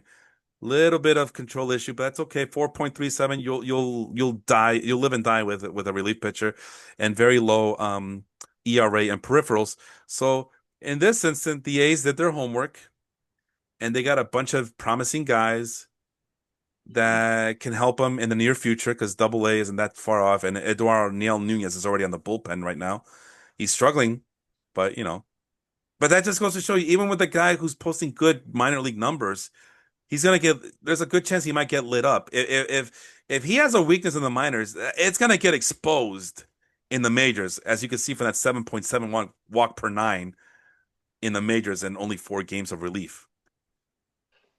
So this might be the one, but again, the Padres got Mason Miller and JP Sears, and I keep hammering that issue down because it's not that big of a price to pay for two established major league players. Mason Miller, setup guy. What has he done so far this season? I think his Fif- numbers are worse than last year, but he's still really solid. Like 59 strikeouts in I don't 38 know innings. Yeah. what one of them. Yeah. What's that? I'm sorry. I'll say I don't know who wouldn't want to get a guy like that. So even if his numbers are a tad bit worse than they were last year, or no matter how bad he's having a season, you want that type of guy in your bullpen because maybe a couple of tweaks and the guy's going to be rock solid again. You know, regardless of what his numbers might be currently, that's that's a guy that you want. Bro, he's giving up 33.6% contact rate. That is ridiculously low. That is crazy low. He doesn't give up a lot of contact. Swinging strike percentage of 20.4%. That's like video game numbers, man. There might be some command issues there a little bit, but the Mm. peripherals show, I mean, they're a little higher than last year, but it's still respectable at 286 FIP. Expected ERA from Statcast at 282. So he's definitely better than his 376 ERA. Let's calm down a little bit. And despite the fact pitching in a minor league ballpark, he's able to keep the ball in the ballpark according to his home run per nine Mm. statistic there. And he already has 20 saves. He already had 20. He was about to break So his own record from last year. Go ahead. His career high, I should say. Go ahead. I was gonna be like, Let's go," but what I was gonna say about um his command Hmm. or like his the potential of being a little iffy with walks. Sometimes that's what happens when you throw 104 miles per hour. Like Yep. it's not always going to be, shooting an arrow straight. Yep. You're going to have some games where your command's going to be off because unless if you're really able to hit solid on your off speed stuff and certain games might hit heavier on like the curveball or something. If you're trying to throw 104, 5, 6, 7, 8, 9 times in a row to a hitter, and at this level where the guys can, where some guys are solid enough to consistently keep up with that, your command might not always be there, and I think teams obviously you're going to be aware of that. I know the A's were aware of that with him. Hmm. The Padres are going to be aware of that. But like I said, all you got to do is just might go after making a couple minor tweaks, and you're going to have arguably the best pen in the league Yeah, and they with him. already As had a very good far bullpen. as Adam, Hmm. yeah, can't go wrong with that. And as like I mentioned before we got on air, Hmm. the two other teams that are kind of competing for like a top uh, pin like that, were two teams that we were gonna try to talk about, the Mets and the Phillies, like the trades that they made. Yeah, Man, like between those three teams, it's probably gonna be a competition on which pin can take you to getting a pennant and getting a ring. right. I mentioned that JP Sears was improving the year to date. I don't know what the hell I was looking at because yeah, I just saw his numbers right now. They look atrocious. There's nothing that justifies m- getting excited over JP Sears. So I think what I might have done was I might have looked at recent data and maybe he's been doing better of late. Let me see here. Yeah, A maybe little as of bit. July, maybe in July he did pitch a little bit better, just based on his strikeouts. Oh, okay, okay. Well, this is bad against the Guardians. 6 earned runs. That's not good. But I could have sworn that I was considering picking him up on waiver wire in my fantasy leagues just because, oh snap, JP Sears is slowly but surely playing. But yeah, okay, this is a big L on me for mentioning that he was improving, and a big L on the Padres for getting a guy who struggles to get past the fifth inning. Um, but I don't know. I just know I remember that I saw JP Sears show up, and I actually thought, he's not as bad as I thought he was. But okay, I was wrong. So Apparently, he's as bad as he thought he was. yeah. So it must be some like random what do you call it? Oops, wrong page. Random game log that I or stretch of games that I must have looked at. Mhm. Here's a little secret from me to you right here. I do have reports. I do have custom reports. No, I gotta load it. Sorry, load it. And I do the fan grabs. There it is. Starting pitchers, right? I thought JP Sears was there, but yeah, this is me looking. I was looking. Okay. I haven't updated this in a long time, but as you can see, those names, I'm desperately looking for starting pitching help using Fangraphs' thing here. So I'm gonna just add JP Sears to see what happens. Uh, I'll take that guy out. I'll take Chad Patrick out because he's in the minors. Logan Allen, Randy Vasquez. Give me another mid-tiered starting pitcher off the top of your head if you have one. Um, just I guess since I'm an O's fan, just throw out like Dean Kremer or someone like that, just for the heck of it. Okay, yeah, actually, he's been doing pretty well too in recent stretch. Okay, and let's do. We're already in August. Obviously, it takes Fangraphs a while to upload, so let's do 14th of July and through August 1st. So that's about maybe two or three starts. Three starts for a bunch of these guys. Sierra. Oh, there. Well, that's why Sierra, the Skills Interactive ERA. That's the ERA that basically says that tries to account for league average batted balls in play. He's a fly ball pitcher. JP Sears is, but in the last three starts, 31 strikeout rate with a 3.60 strikeout per walk ratio. The whip is still high, though, I will admit. So that's a command issue. He's getting lit up. He's getting hit hard because ERA don't like him, FIP don't like him, XFIP, which accounts for league average, which accounts for the home runs and makes it more league average to make it even keel for everybody else. Um, does not like him either. But Sierra, he has the best skills interactive ERA out of anybody here, and maybe that's why I thought, oh, JP Sears is on the upswing.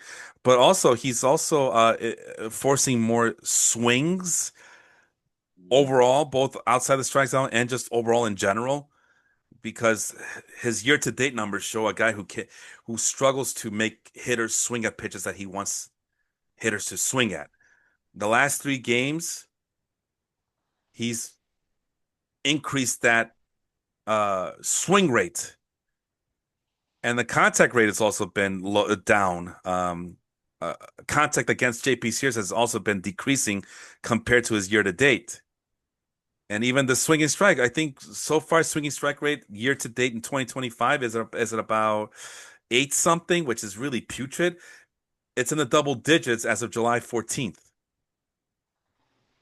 And what about the Statcast? Oh, he still gets lit up though. 45.7, 45.7 hard hit rate, 14.3 barrel rate. So that's a guy who hitters are kind of just teeing off on. But he's doing Mm. something. I don't know exactly what it is that he's kind of throwing hitters off balance. The BABIP is high, so it's kind of indicating that he's gotten into a bad luck, maybe with a better team, in a bigger ballpark. He has a fly ball pitcher. Maybe things will start changing, and maybe that's what the Padres see. Like, hey, wait a minute, this guy's been turning it on the last couple of weeks. He's definitely better than Randy Vasquez, I can tell you that much. So now we have at least maybe we'll see if JP Sears can overtake Randy Vasquez. And I'm not trying to make excuses for JP Sears. I just know I'm 1, 2, 3, 4, 5. I just know that I know I saw numbers that say, hey, JP Sears might be doing better than we anticipated. I go back to I add another start to his thing. Again, 31.2% strikeout rate.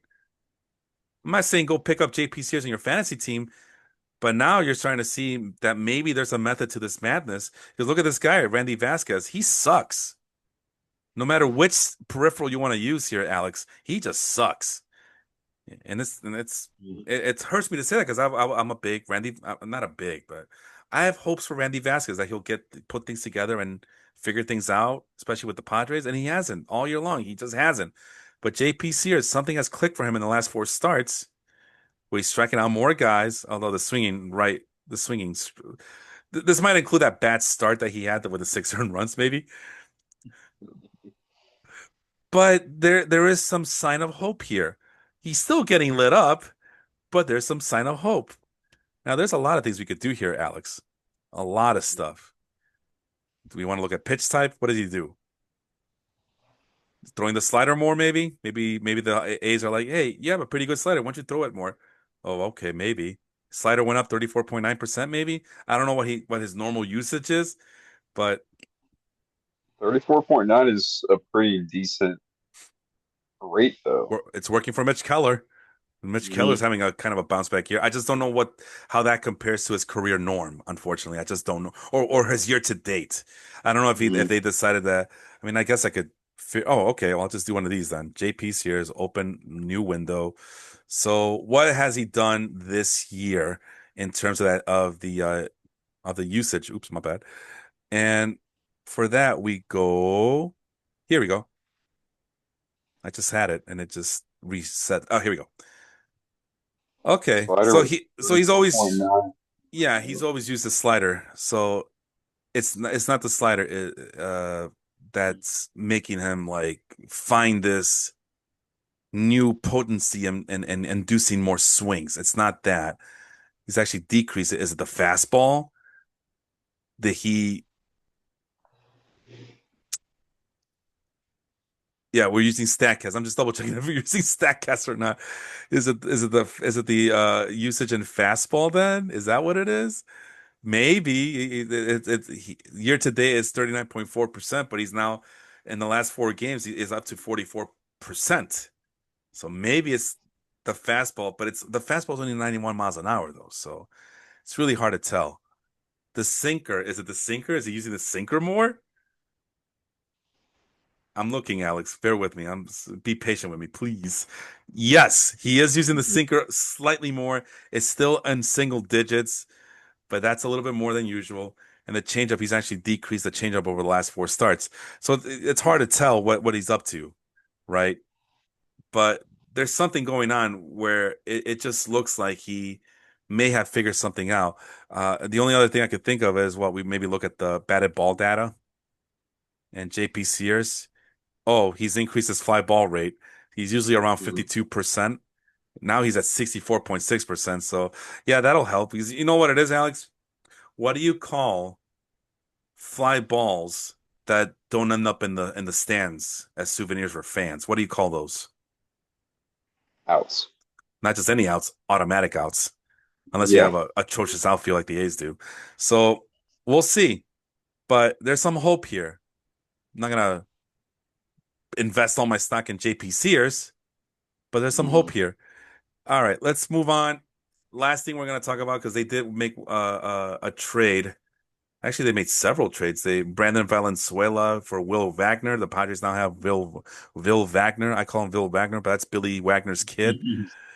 You Hmm. know, and where's Will Wagner? I don't see him anywhere on this list. Oh, he's in AAA. Okay. I mean, and this is what I'm talking about. Look, the Padres have so much depth in their major league roster that guy, a former highly touted prospect like Luis Campusano is just sitting in AAA. Will Wagner, who was what do you call it? A bench piece for I think for both the Blue Jays and the Astros. Am I right on that? I know for Toronto, he was a good piece for them. Yeah. Um, yeah, they got him sitting in the minors right now too. They still got Tirso Ornelas, who, yeah, he's a little bit older on the older side, but is still the number 11 prospect. I mean, that's how weak the system is, but it's still, I mean, Tirso Ornelas was at one point a pretty decent prospect from what I remember. Let me see. Yeah, I'm not gonna. I'm just gonna double check all my work here and live with you guys because I'm tired of like. Let me. No, last I checked. Last I checked. No, it's either he is or he's not. Not last I checked. That's just terrible on my part. So I do apologize for that. Uh, yeah, number 10, pretty mid. Uh, Tools. He's already with the. Oh, he already had his cup of coffee at one point, but he's back in AAA. So what has he done? For this Padres team. Last year at AAA, in his first full season last year, he played maybe half his. Oh, but he played half a season in 2023, I guess. A full season last year, 23 home runs, 7 stolen bases, was able to control his strikeouts, and posted some pretty decent numbers last year. A nice triple slash line. And then this year, the triple slash line is down, but is still able to control his strikeouts. What did he do in 2023 at AAA? Yeah, more of the same. So the home run's not guaranteed, but solid, solid bench piece in the future for any team, right? Who else do they have? This is just AAA, right? I mean, Guy. Oh, well, he's an Guy Rosario. I remember him, but he's hurt. What about the pitching? Matt Waldron isn't. They still got Matt Waldron around, just waiting. Cal Hart was with the big league team earlier this year. Jackson Wolf, I've seen his name a few times during our trade discussion. Um, and I mean, bullpen is bullpen. I mean, it's what I remember. Oh, Brian Hoying. I think I know him. I think I've seen Ron Marinaccio. Oh yeah, the former Yankees player. That's where I've seen him before. You recognize anybody else on this list? Not really I remember JB anyone else. Wendell. I remember JB Wendell Ken. But that's AAA. That's always usually full of major leaguers, right? You got one 21-year-old in Bradley Rodriguez. So do we have anybody worth? Nope, nope, no, we don't at the starting rotation. Double A, they got the 28th best prospect, Ethan Salas. Remember the 16-year-old catching prospect? He's still around. Currently, Hmm. currently injured. Romeo Sanabria is the 28th best organization prospect. Right. I'm not justifying anything. I'm just telling you that I'm just looking for names here, right? I'm just looking for names. But yeah, the cupboard's bare in Double A. Any pitching? Yeah, they got some top 25 guys still. 22-year-old Jagger Haynes, Victor Lizarraga at 21 years old. Oh, there's Luis Patino. We just talked about it. They got him back. Remember him? Hmm. Yeah, they got him They back. got him back. And then we get to high A. You see anybody familiar? Anybody that you recognize there?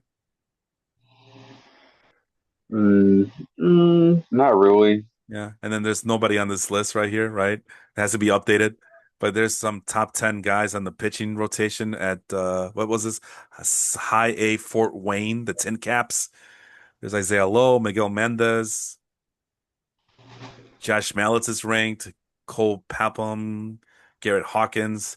But these are guys that nobody I don't recognize either even as a guy like me who Hmm. looks at these guys. I don't recognize them. But remember these names because they're gonna be moving up in on this list. And they're gonna get traded away next year too. Umberto Cruz, 18 years old, top 5 prospect for the Padres. Hmm. Mayfield, 21 year old Hmm. prospect for the Definitely. Padres. Yeah. So anyway, let's get. You want to do the Orioles trade or you want to call it a day? Well, we might as well, right? You have time or no? Yeah, We I mean, since this, well, I guess since we talked about. the Padres so much, we can tie in the Orioles with the Padres. And just to recap, it was Ryan O'Hearn and Ramon Laureano for one, two, three, four, five, six Orioles players. We'll start with the one at the top of the list on the other page, on the other screen. Boston Bateman. Do you know who that is? Yeah, I'm not like too familiar with him. Um, he's actually he's a really tall, husky. I think he's a lefty, Yes. but he's got a really solid fastball. Looks to be like him between him and Cobb Hightower could probably be the two guys out of that deal, unless if I'm missing it. Oh, Tyson Neighbors is probably another guy. Those are the three that I think would probably really do something out of that trade. Um, but isn't Bateman or wasn't he the number four prospect in the Padres before he got traded? I'm not sure. I am not sure right now. Where is he? He's not even ranked, but that's because he just got traded. But it would Yeah. show right here in the 2024 list. But again, Fangraphs might do things differently. I don't know what list you're looking at. Baseball America has their own list. Major League Baseball Pipeline has their own list. But Boston Bateman is a Mhm. 19-year-old teenager. He'll be 20 in September. Throws lefty, husky, 6'8" guy, like you mentioned. Mhm. Three pitch pitcher with command, working on his command right now, but he's only 19. And decent strikeouts, has done a good job controlling his walks in the A ball. High ERA, but the peripherals like him, so that's him, Boston Bateman. So far, a pretty decent start to this. We look at Brandon Butterworth, which took a lot of me not to call him Mrs. Butterworth, but also in wait. This is high A, my bad. This is high A ball, and you mentioned him as well. Former 12th round pick. We're gonna lose sleep over a 12th round pick, you guys. 23-year-old guy, uh, right-handed. Oh, he's a middle infielder. My bad. Speed, lots of speed, 60-60 great speed. That's his one saving grace. This year in high A ball, showed some pop, showed double digit, double stolen base potential, maybe 15-15, maybe potentially 20-20 kind of guy on the upside of things. Mhm. Low on base, low batting average. The slugging went up this year, but it's kind of the more you look at it, the more you realize maybe that's a little bit fluky on his end. But it's a good starting point. And I'm sure he'll get traded away one of these days, or maybe he can be a bench piece for the Orioles because they're loaded in the infield, as you know. So okay, Mhm. so we got two decent guys here already, right? We got two decent guys. We don't know where they rank because the Orioles have a lot of guys on their farm system that are pretty darn good. You mentioned Cobb Mhm. Hightower. That's happening. He's in low A ball, 21-year-old. How's he doing? And you mentioned him, right-handed shortstop. Shortstop, my bad. Middle infielder again. Again, 60-60 speed, just like the other guy, Brandon Butterworth. Butterworth. He's listed as a pitcher on the other page. That must be a typo, because in Fangraphs he's listed as a middle infielder. Unless, is he a pitcher too? That'd be cool. I don't see it. Anyway, Nah. alrighty then. So far in low A ball for Cobb Hightower, only one home run, seven stolen bases. Does a good job of controlling his strikeouts and walking as much as he strikes out. Decent high on base percentage, but low batting average and low slugging percentage. So that's a work in progress. But Mhm. obviously the allure is that speed. So Mhm. so far decent players, but I'm not feeling like the Orioles got any superstar players, and it just feels like they just got a bunch of all they did was try to get quality over quantity. But it is Ryan O'Hearn. Ryan O'Hearn was a former.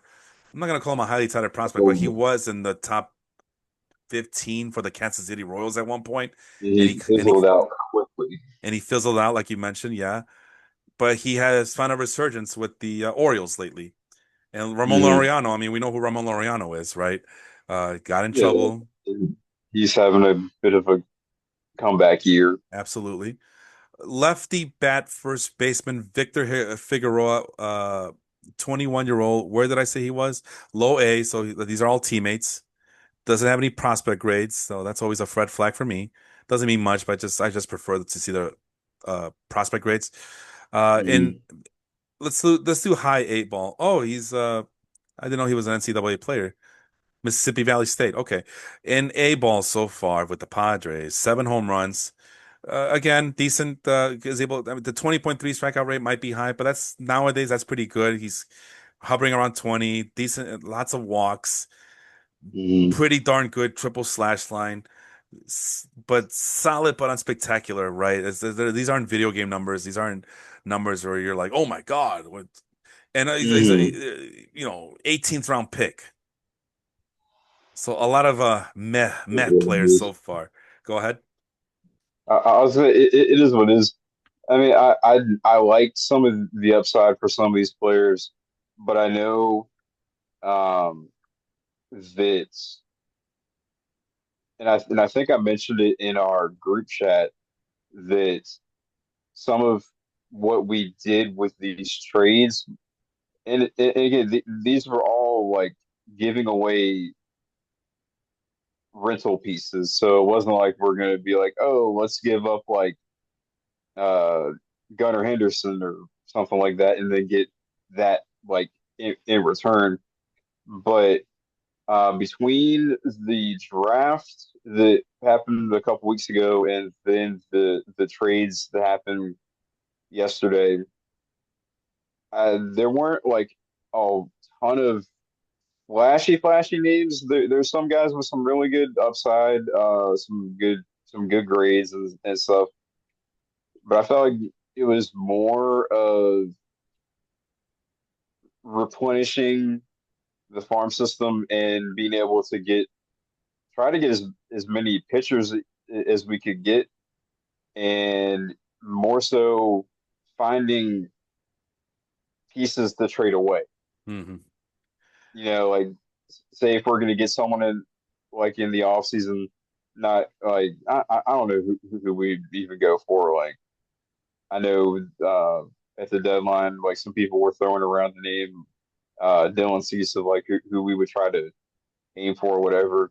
Mm. But I can picture quite a few of these guys if they don't really like wow in the farm system over the next year or two, they'll probably be something that gets flipped for a starter or something.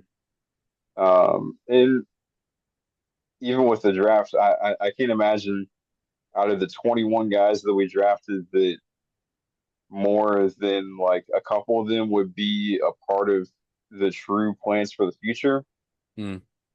It'll probably be centered around a lot of trade pieces.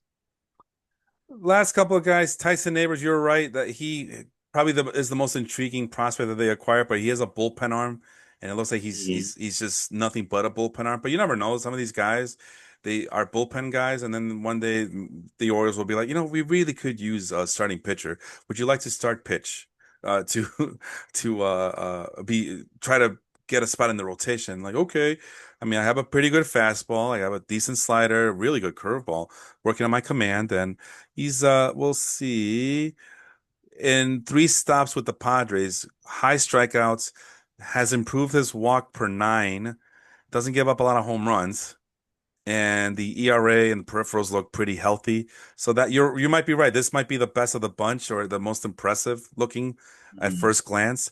I think Boston Bateman might be a thing, right? Is that who I was thinking of? Is that who I was thinking of? Yeah, I think Yeah, yeah, mid rotation Bateman. starter, right? And then Mhm. Brandon Butterworth, is that the guy with the? Oh, that's no, not him. I think it's maybe Hightower. Was it? Yeah. No. Oh, I liked his plate discipline, no, but uh, Mhm. I think was Brandon Butterworth had some good speed and had was his on base was pretty decent, right? No, it's low on base, but he found his Uh, power stroke in high A. mm, I think what I said about him was it's a good starting point, but he has a lot of work mm, to do. Victor Figueroa might be a sneaky player here. The power, well, we're not sure if the power will play. It's still too early to tell. The triple slash line looks pretty healthy, and it looks like mm, the Orioles got a bunch of guys that take a lot of walks and can control the strike zone. And then Tyson Neighbors is probably the best player overall, but he's just a bullpen arm. So his upside mm, as to how far he can help this team is in the future with the Orioles major league roster is very limited. But you never know. I mm, mean, guys with this kind of profile, one day they'll just be asked, "Hey, can you start this week?" And they do a good job. They pitch their 4 or 5 innings and get their 6 strikeouts, and they're able to do a decent job. And next thing you know, they get a second start and a third start. And next thing you know, they end up like Corbin. That's how Corbin. That's what happened with Corbin Burns with them Brewers. mm.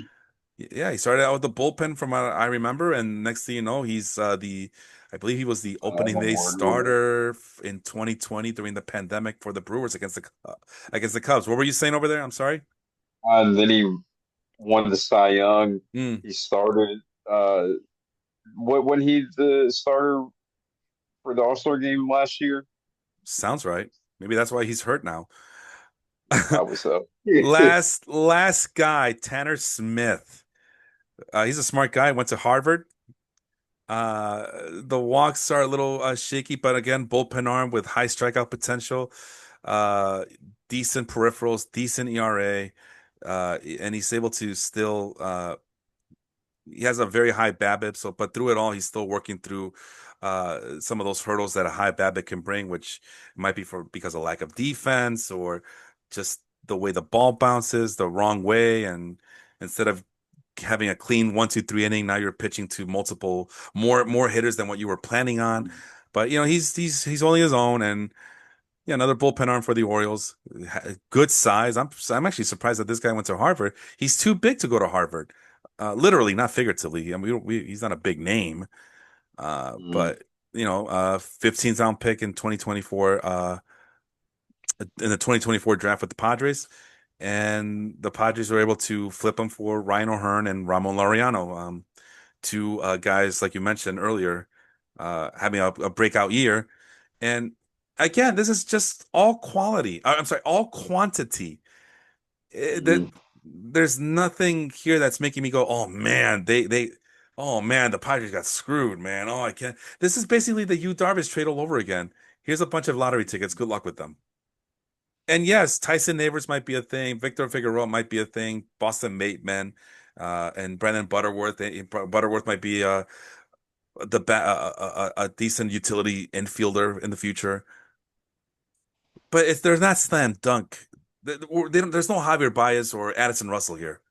I Mm. as I use the Cubs, because Yeah. when Addison Russell, Javier Baez, Chris Bryant were all in the Cubs farm system, you could feel it. You just knew. Oh yeah, once these guys get called up, it's over for the rest of the league. We got one Series championship and back to back to back to back to back league championship series NLCS appearances.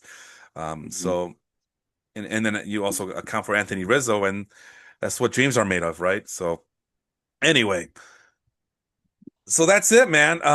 It's a mixed bag. I do apologize. We didn't get a chance to talk about everything, but you know what? There's plenty of projects that talked about it, but I think it started because you wanted to ask, like, what do you think of these teams giving up so many, like the Padres giving up so many prospects? And I go, well, you Mm. too, man. You too.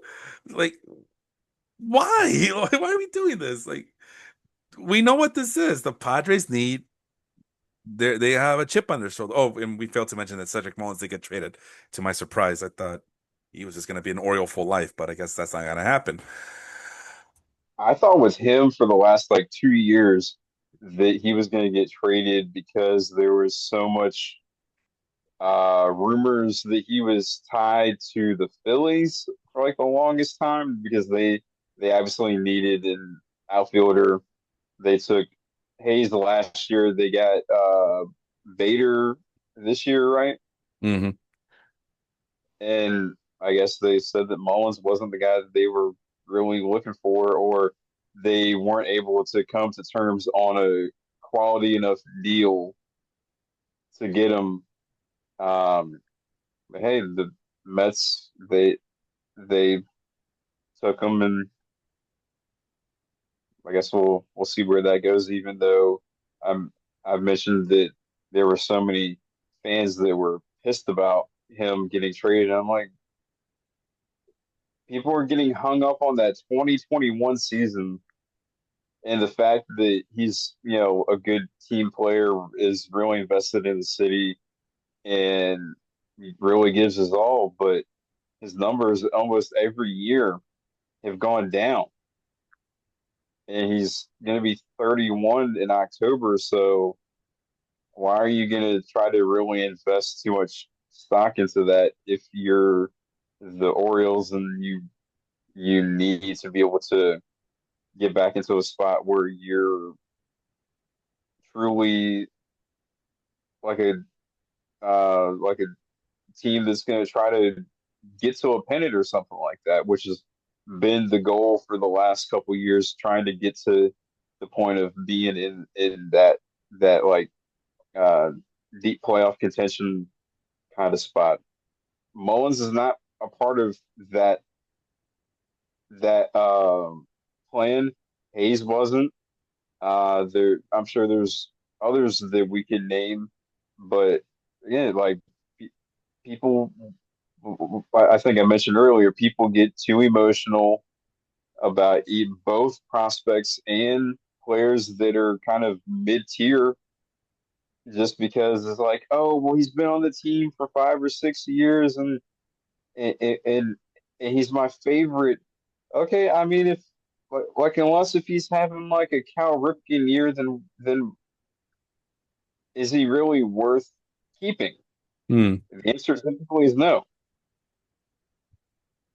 I'm looking at the Padres roster right now, and there it is. And I know there was an argument in the chat, like, why is Jose Iglesias the DH? Well, there it is, because according to Roster Resource, they see it the same way, or they at least marked it down for today's game.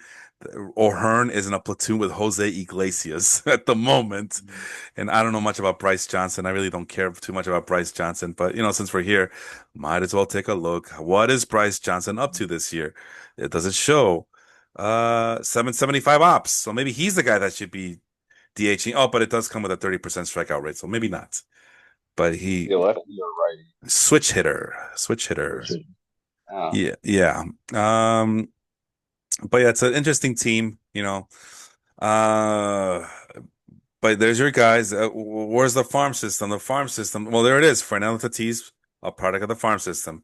Jackson Merrill. Maybe you could say Jake Cronenworth, although he came with the Rays, but they gave up on him and the Padres acquired him. So I think he was part of the maybe no, he wasn't. We just saw anyway. And then what about the pitching? Nobody is there from the farm system because all these guys are either trades or free agents. mhm, But here's where it really comes through with the farm system. Robert Suarez is the closer. Adrian Morejon, one of the mhm, few guys that survived AJ Preller. Did I say his name right? Which, by the way, Fangraph says that it's the the guy from Fangraphs, Ben Clemens, says I didn't know if I should consider the Padres losers or winners, but at one point I did have them as both. But he decided to give AJ Preller his own category in his article and just refer to him as a force of nature. So that's the impact that AJ Preller made in this trading season.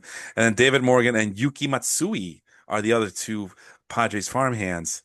Um, So, like I always tell you, man, there's more than one way to skin a cat. And as far as mhm. and I'm sorry, Tatis with the White Sox, where I don't even, I, I think he barely had a cup of coffee with the White Sox minor league system. But Mhm. yeah, he was so young when he got traded. I just always associate him with the Padres. But okay, fine. You don't want to include him, that's fine. I do because he barely did anything with the White Sox. But let's fine. Jackson Merrill's the only guy here, but still, there's more than one way to skin a cat. This is a roster that they compile. It's both free agents, trades. And the guys that they pinpointed as their future from their farm system are already up here. Merrill, Tatis, those bullpen guys from the Padres, and anything else is just it's just gravy, right? Hmm. And just to finish up, like I said, Ben Clemens, the writer at Fangraphs, says I initially had this article with the Padres as both winners and losers. The Preller made so many trades from so many angles, I couldn't decide if the sum was good or bad. I think we decided that it's pretty decent, and if you read the rest of this spiel here, he basically applauded Preller for doing all these moves. Uh, the Padres were below replacement level at both left field and DH. No problem. We'll just get Ryan O'Hearn and Ramon Laureano, and that solves that problem. We need pitchers. Okay, well, Nestor Cortez is available, and we didn't have to pay much of anything for him. Let's Hmm. see. What did they give up for Nestor Cortez? I don't I'm think it looking. was much. Oh, it's right in front of me. Some guy named Brandon Lockridge. Do you know who Brandon Lockridge is? Do we need to look him up? Let's look him up. We've done it I all. have no idea who he is, bro. And that's what I mean. Oh no, the Padres are trading so many guys. So many guys. Okay, who's Brandon Lockridge? I don't know, bro. You're asking too many questions, man. 28-year-old, 28-year-old minor leaguer for life. Oh, he did make it to the Padres eventually. Oops. Oh, in 2024, he made it to the Padres for a cup of coffee, and then he had 47 games this year where he did much of nothing, maybe just a defensive replacement here and there. But what has he done like lately? Let's say last year, 2024, what was he doing? Uh, really high on base percentage, but not much power. Good batting, good batting eye with the walks and strikeouts, but that's pretty much it. That's all he's done. Not much of anything. No one's gonna miss him. At one point, he was the 36th best prospect for maybe the Yankees. 2022? Yes, it was the Yankees. What did he do in 2022 in Double A ball? 14 home runs, 18 stolen bases, and not much of anything else. Good fielder. Yeah, see, defensive replacement. Really good fielder. Really fast guy. No one's gonna miss him. The Brewers are not gonna use him. I'd be surprised, Alex, if he is on the playoff roster this year. And then people are gonna be like, "See, the Padres screwed themselves." Go ahead. Uh, I, I I was gonna say there definitely been uh trades where you look at who they give up and you're like, okay, wait a minute, like why did the other team want this guy? Because they wanted to get rid of the Um, other guy. yeah, yeah, but like, yeah, I mean, I can see where you can look at what the Padres did this year from both angles, where it's like you don't really know exactly how to grade it because they just traded away like almost too many people, but what they were able to get is probably going to get them pretty far in the playoffs. So Mhm. probably worth throwing like I'm just going to assume it was probably like 20 prospects that they gave up or something like that. And they're not even real. Like, are they really prospects, or are they just minor league players? Like, some of those guys didn't even have prospect grades, which in my rule book is if you don't have prospect grades at Fangraphs, then you're not really a prospect there. I said what I said. Last thing I'm going to mention, because it's pretty much in line with what I had to been saying this whole time. Another plus for the Padres, that Padres perpetually thin farm system, a product of AJ Preller's predilection predilection for trading quantity over quality, has left a ton of open roster spots that the organization can use to discover and develop other minor leaguers that otherwise wouldn't get an opportunity. Mm. Like I mentioned this whole time, every year we go through this. Every year people cry, "Oh, the farm system is depleted. It's in shambles."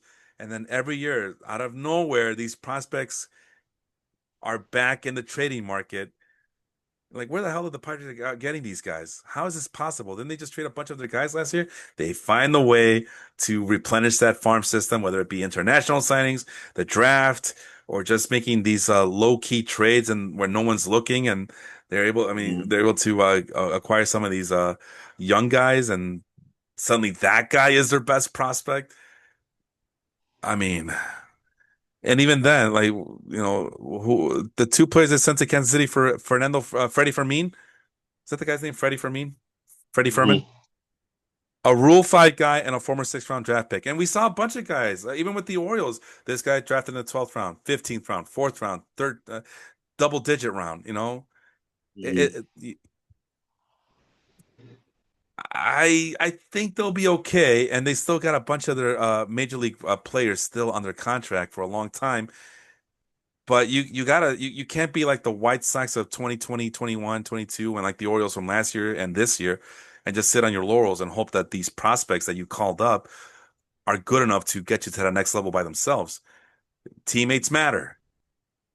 Yes, I we just signed Machado, Tatis, who am I missing? You Darvish, and oops, that's not what I wanted to do. Joe we, s- Musgrove is still going to be. I'm sorry, what? I mean, Joe Musgrove is still going to be in a contract until well, like 2 years from now. Yeah, the guys that you bought to be your core are still going to be around, and you could probably re-sign Luis Arias on the cheap. I think Jackson Merrill's already Speaking, up here, and I think he got signed to a long-term deal. Go ahead. I was going to say with Arias, we always talk about in our chat how he's a very one-dimensional player. Like the only his only positive tool is that he can make a lot of contact. Dude can't Six. field. Dude can't steal bases. Dude has no power. So yeah, even though he's won what like three batting titles in a row, he's not gonna be asking for a lot of money. Yeah, because if he was as valuable as people think he was, he'd be a hot commodity. Because if Mm-hmm. people think he's Tony Gwynn or Rod Carew, then yeah, he would get paid like those guys, the future Hall of Famers. But he's not. There's no way on God's green earth he's going to be commanding so much money, and people are like, "Oh yeah, we better give him what he wants." He's going to get $100 million next year. Don't Xander make Melvin Bogarts. mad. I'm sorry, what? Don't make Melvin mad. And Angel Morales and all those guys, they love him. But me, I mean, you're not even hitting 300. So what are you? What exactly are you doing? The on base is pretty low, and you're not slugging much. You only hit 6 home runs and 5 stolen bases. What exactly do you do here? And don't get me wrong. I mean, it's a wonderful skill set to have, but you need a little bit more oomph. If gotta have more oomph there, man, because this team come October is gonna need it. They're gonna need more than what you're providing right now. And you don't even have the highest batting average on your own team. It's Manny Machado does, and he provides power, on base, and it's still stealing 10 stolen bases. It's ridiculous. I was going to mention Xander Bogaerts still signed under long term deal. Who else is signed long term? I think you Darvish is long term. I'm not sure about Nick Pivetta. Well, brother, I'm in the roster resource page on the other team. Hold on the other screen. Let me see. And we'll finish with that because we're going way too long here. Thank you so much for joining me tonight, man. Yeah, I really do man, appreciate it. it's almost midnight. It's crazy. Or at least here in Virginia, it's almost midnight. Oh, snap. Yeah, I want to go to bed. I got a big day tomorrow too. So let me see. How do I do this? Is it multi-year? Let's see what happens when I do it that way. Ooh, Ooh, I ooh, like what? Oh, that's nice. You Darvish, signed through 2028. Dylan Cease is an unrestricted free agent next year. Michael King, what does the Brown stand for? Is that our, what is Brown standpoint? Is that, let me see. Oh, what? that. What? What is this? Position? What is that? I don't know. The base salary, like, is he cap league? Well, Yeah, there's no salary cap. This is yeah. It says, mutual option. huh? Is it mutual option? They have a mutual option with Michael King? Huh. Huh. Well, okay. Nick Pivetta is signed through next year. It looks like he's back for 2026. $20 million. So he must have signed a deal as well. Is what's this in green? 14 million early termination option. Okay, so there's but it doesn't tell me who gets to pick that. Isn't the year after that like a light green color? What? Oh, this one? What's that?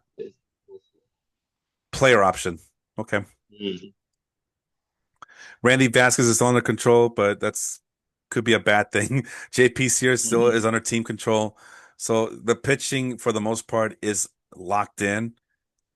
Most And of the then hitting is the locked in bullpen is the for the most bullpen. part locked in next year as well. There's Jason Adam. We just talked about him. Still under arbitration at the age of 33 years old. Wandy Peralta, I haven't heard much from him, but he's locked in. And Adrian Morejon, who's finally, proving himself this year to be. Although I think he was healthy last year too, but I know that we've been kind of waiting forever for Adrian Morejon to show up. But they're still under arbitration. That was when I click on that thing. Nothing. Okay. Jeremiah Estrada, pretty decent guy, is still under pre-arbitration next year. David Morgan, pre-arbitration. Ronnie Marinaccio, still under arbitration next year. And then Mason Miller, ARB1, ARB2, ARB3, ARB4, still under team control. Boy, oh boy. Elias Diaz is coming back next year, it looks like. Mutual Mm. option. Oh, maybe not. Not for $7 million. I don't think he's coming back. Freddie Fermin looks like he's a free agent, or I don't know what the hell happened here. Oh, duh, it's right here. So he's under team control for the next 4 seasons. So this is the future of your franchise for for the foreseeable future until Ethan Sales is ready to go. And Mm. then they still got Luis Campusano in AAA. So Xander Bogaerts, infielders, that's locked in next year and beyond. Same with Machado. Jake Cronenworth is locked in. So their infield is locked in. Outfielders, Tatis is here. What's this $6.5 million for Ramon Laureano club option? So if they want to get a cheap outfielder for next year, they can sign him $6.5 million. Jackson Merrill at a very team friendly contract, which that's criminal right there. Um, Oh. yeah, Gavin Sheets still arbitration eligible. So two lefty bats. Ryan O'Hearn is the hot bat, as you know, being an Orioles fan. Mm. But if O'Hearn walks, which more than likely he will walk, there's Gavin Sheets. Although you can make the case if Luis Arias walks, Ryan O'Hearn might be the first baseman of the future if he decides to Mm. resign. So there you go. This is the reason why the Padres do what they do because a lot of their players are locked in for years to come. They don't need the minor league players, and they're trying to win now because the Dodgers I just are. wish for them that they could actually win now with all the moves that they make. Yeah, well, it's better than just sitting on your laurels and doing nothing. Ask the Yankees. Although the Yankees also get pretty far in the playoffs, but again, you're a Yankees fan. I mean, you see with Vince. I mean, he's pretty much our guy Vince Mercandetti in our baseball group, the Baseball Life Facebook group. He's basically the mouthpiece of all Yankee fans. It's not a good feeling either to make it so far and then seeing your biggest rivals win World Series championships. And that's That's pretty what much they've what been the. doing. I'm sorry, what? That- That's what they've been doing for years. Just seeing everyone else win. Yeah, there's years when they make really long playoff runs, and then they fell short against Houston, well, like 3 or 4 times or something like that, Yeah, and they could say or that at least it felt like that. and I'm sorry for cutting you off, but they could say that they're cheating and this and that and the other. I mean that's frustrating too. But they also did themselves no favors by hoarding all their prospects. Mm. And I mean and then every year the Astros make the big time moves that the Yankees refuse to do. Remember the Justin Verlander deal was a last minute trade Mm. that happened. They barely gave up anybody, but that was the type of trade that entire team was looking for. Like, yo, are you gonna help us? Yes or no? Look, this team, we're all budding together. The rebuilds are over. We're finally winning. Are we gonna get any help? And yeah, okay, fine. Here's Justin Verlander. What are you gonna do about that? Okay, and then they went on to win a World Series. Mm. I mean, you either make the moves or you don't. You either make the moves, improve your team, or shut the hell up. Either you Just go feel down like how it is. swinging. I mean, because it's really you go down swinging or you sink with the ship, but Hmm. at least you threw everything with including the kitchen sink at the situation, or you do nothing and still lose, and then you're just kind of wondering, man, if only we would have done this, if only we would have acquired this player, if only we would have acquired that player. And I just mentioned, oh man, Aroldis Chapman, you guys got so burned, Cubs fans. Take that, suck this. You know what? Where's Gleyber Torres now? They didn't even like Gleyber Torres when he was the Yankees, man. Everybody used to complain Yeah, about they Gleyber hated him. Torres. They hated him. And now that he's an all-star, oh man, Gleyber would look so good right now with the Yankees. Instead, we're stuck with bum ass Anthony Volpe. They don't like anybody. Mm. So anyway, we He's didn't. no Derek Jeter. There's no there. Yeah, I mean but boy, oh boy. Anyway, I'm gonna finish with that because you're gonna open up a can of worms Mm. here. But yeah, I mean, and Billy McKinney's nowhere to be found. Rashad, what's his face? I've already forgot his name. That's the other player that He's was still in involved. the farm system or something like that. Still on the farm system. All he does is steal bases, and that's it. He doesn't have any other redeeming qualities. And Adam Warren is nowhere to be. I don't know where he is at this moment. But Mm. so you're bragging about basically a Gleyber Torres for our oldest Chapman. The Cubs are World Series to show for it, and the Yankees still don't know who the hell their middle infielders are. Is it Volpe? LeMahieu's gone. Who else is on that team? Who's their second baseman? Do you know? Jazz is is the Jazz Chisholm Oh, who right, hits right. more Yeah. runs than a home run derby because he didn't want to lose his swing. What an idiot.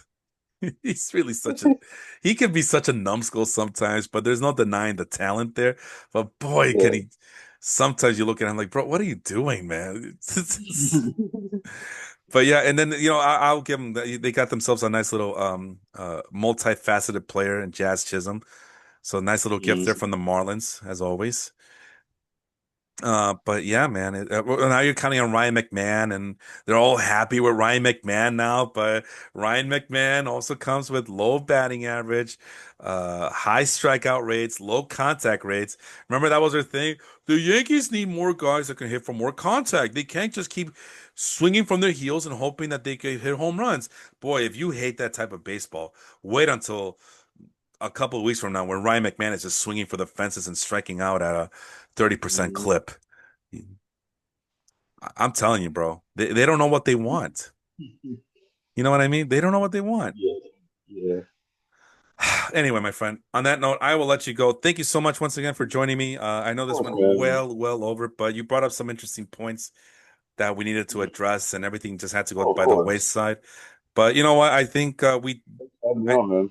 I'm sorry, what?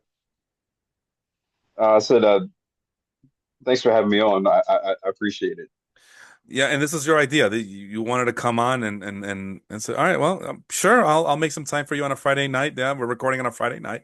Friday night, the day after the deadline is over, and we've been at it for almost over 2 hours. We should have been done a long time ago, but you know what? I haven't done a podcast of any kind in months, so I'm making up for lost time as Mm. always. So I do thank you for being on this ride with me, Alex. I really do. Of course. On that note, I will talk to you later. This has been the Total Basis Podcast. That was Alex Robertson. He's an Orioles fan from Virginia. I am Felipe. I'm from Chicago. I am a White Sox and Cubs fan. Until next time, we'll talk later. Have a good one, everybody.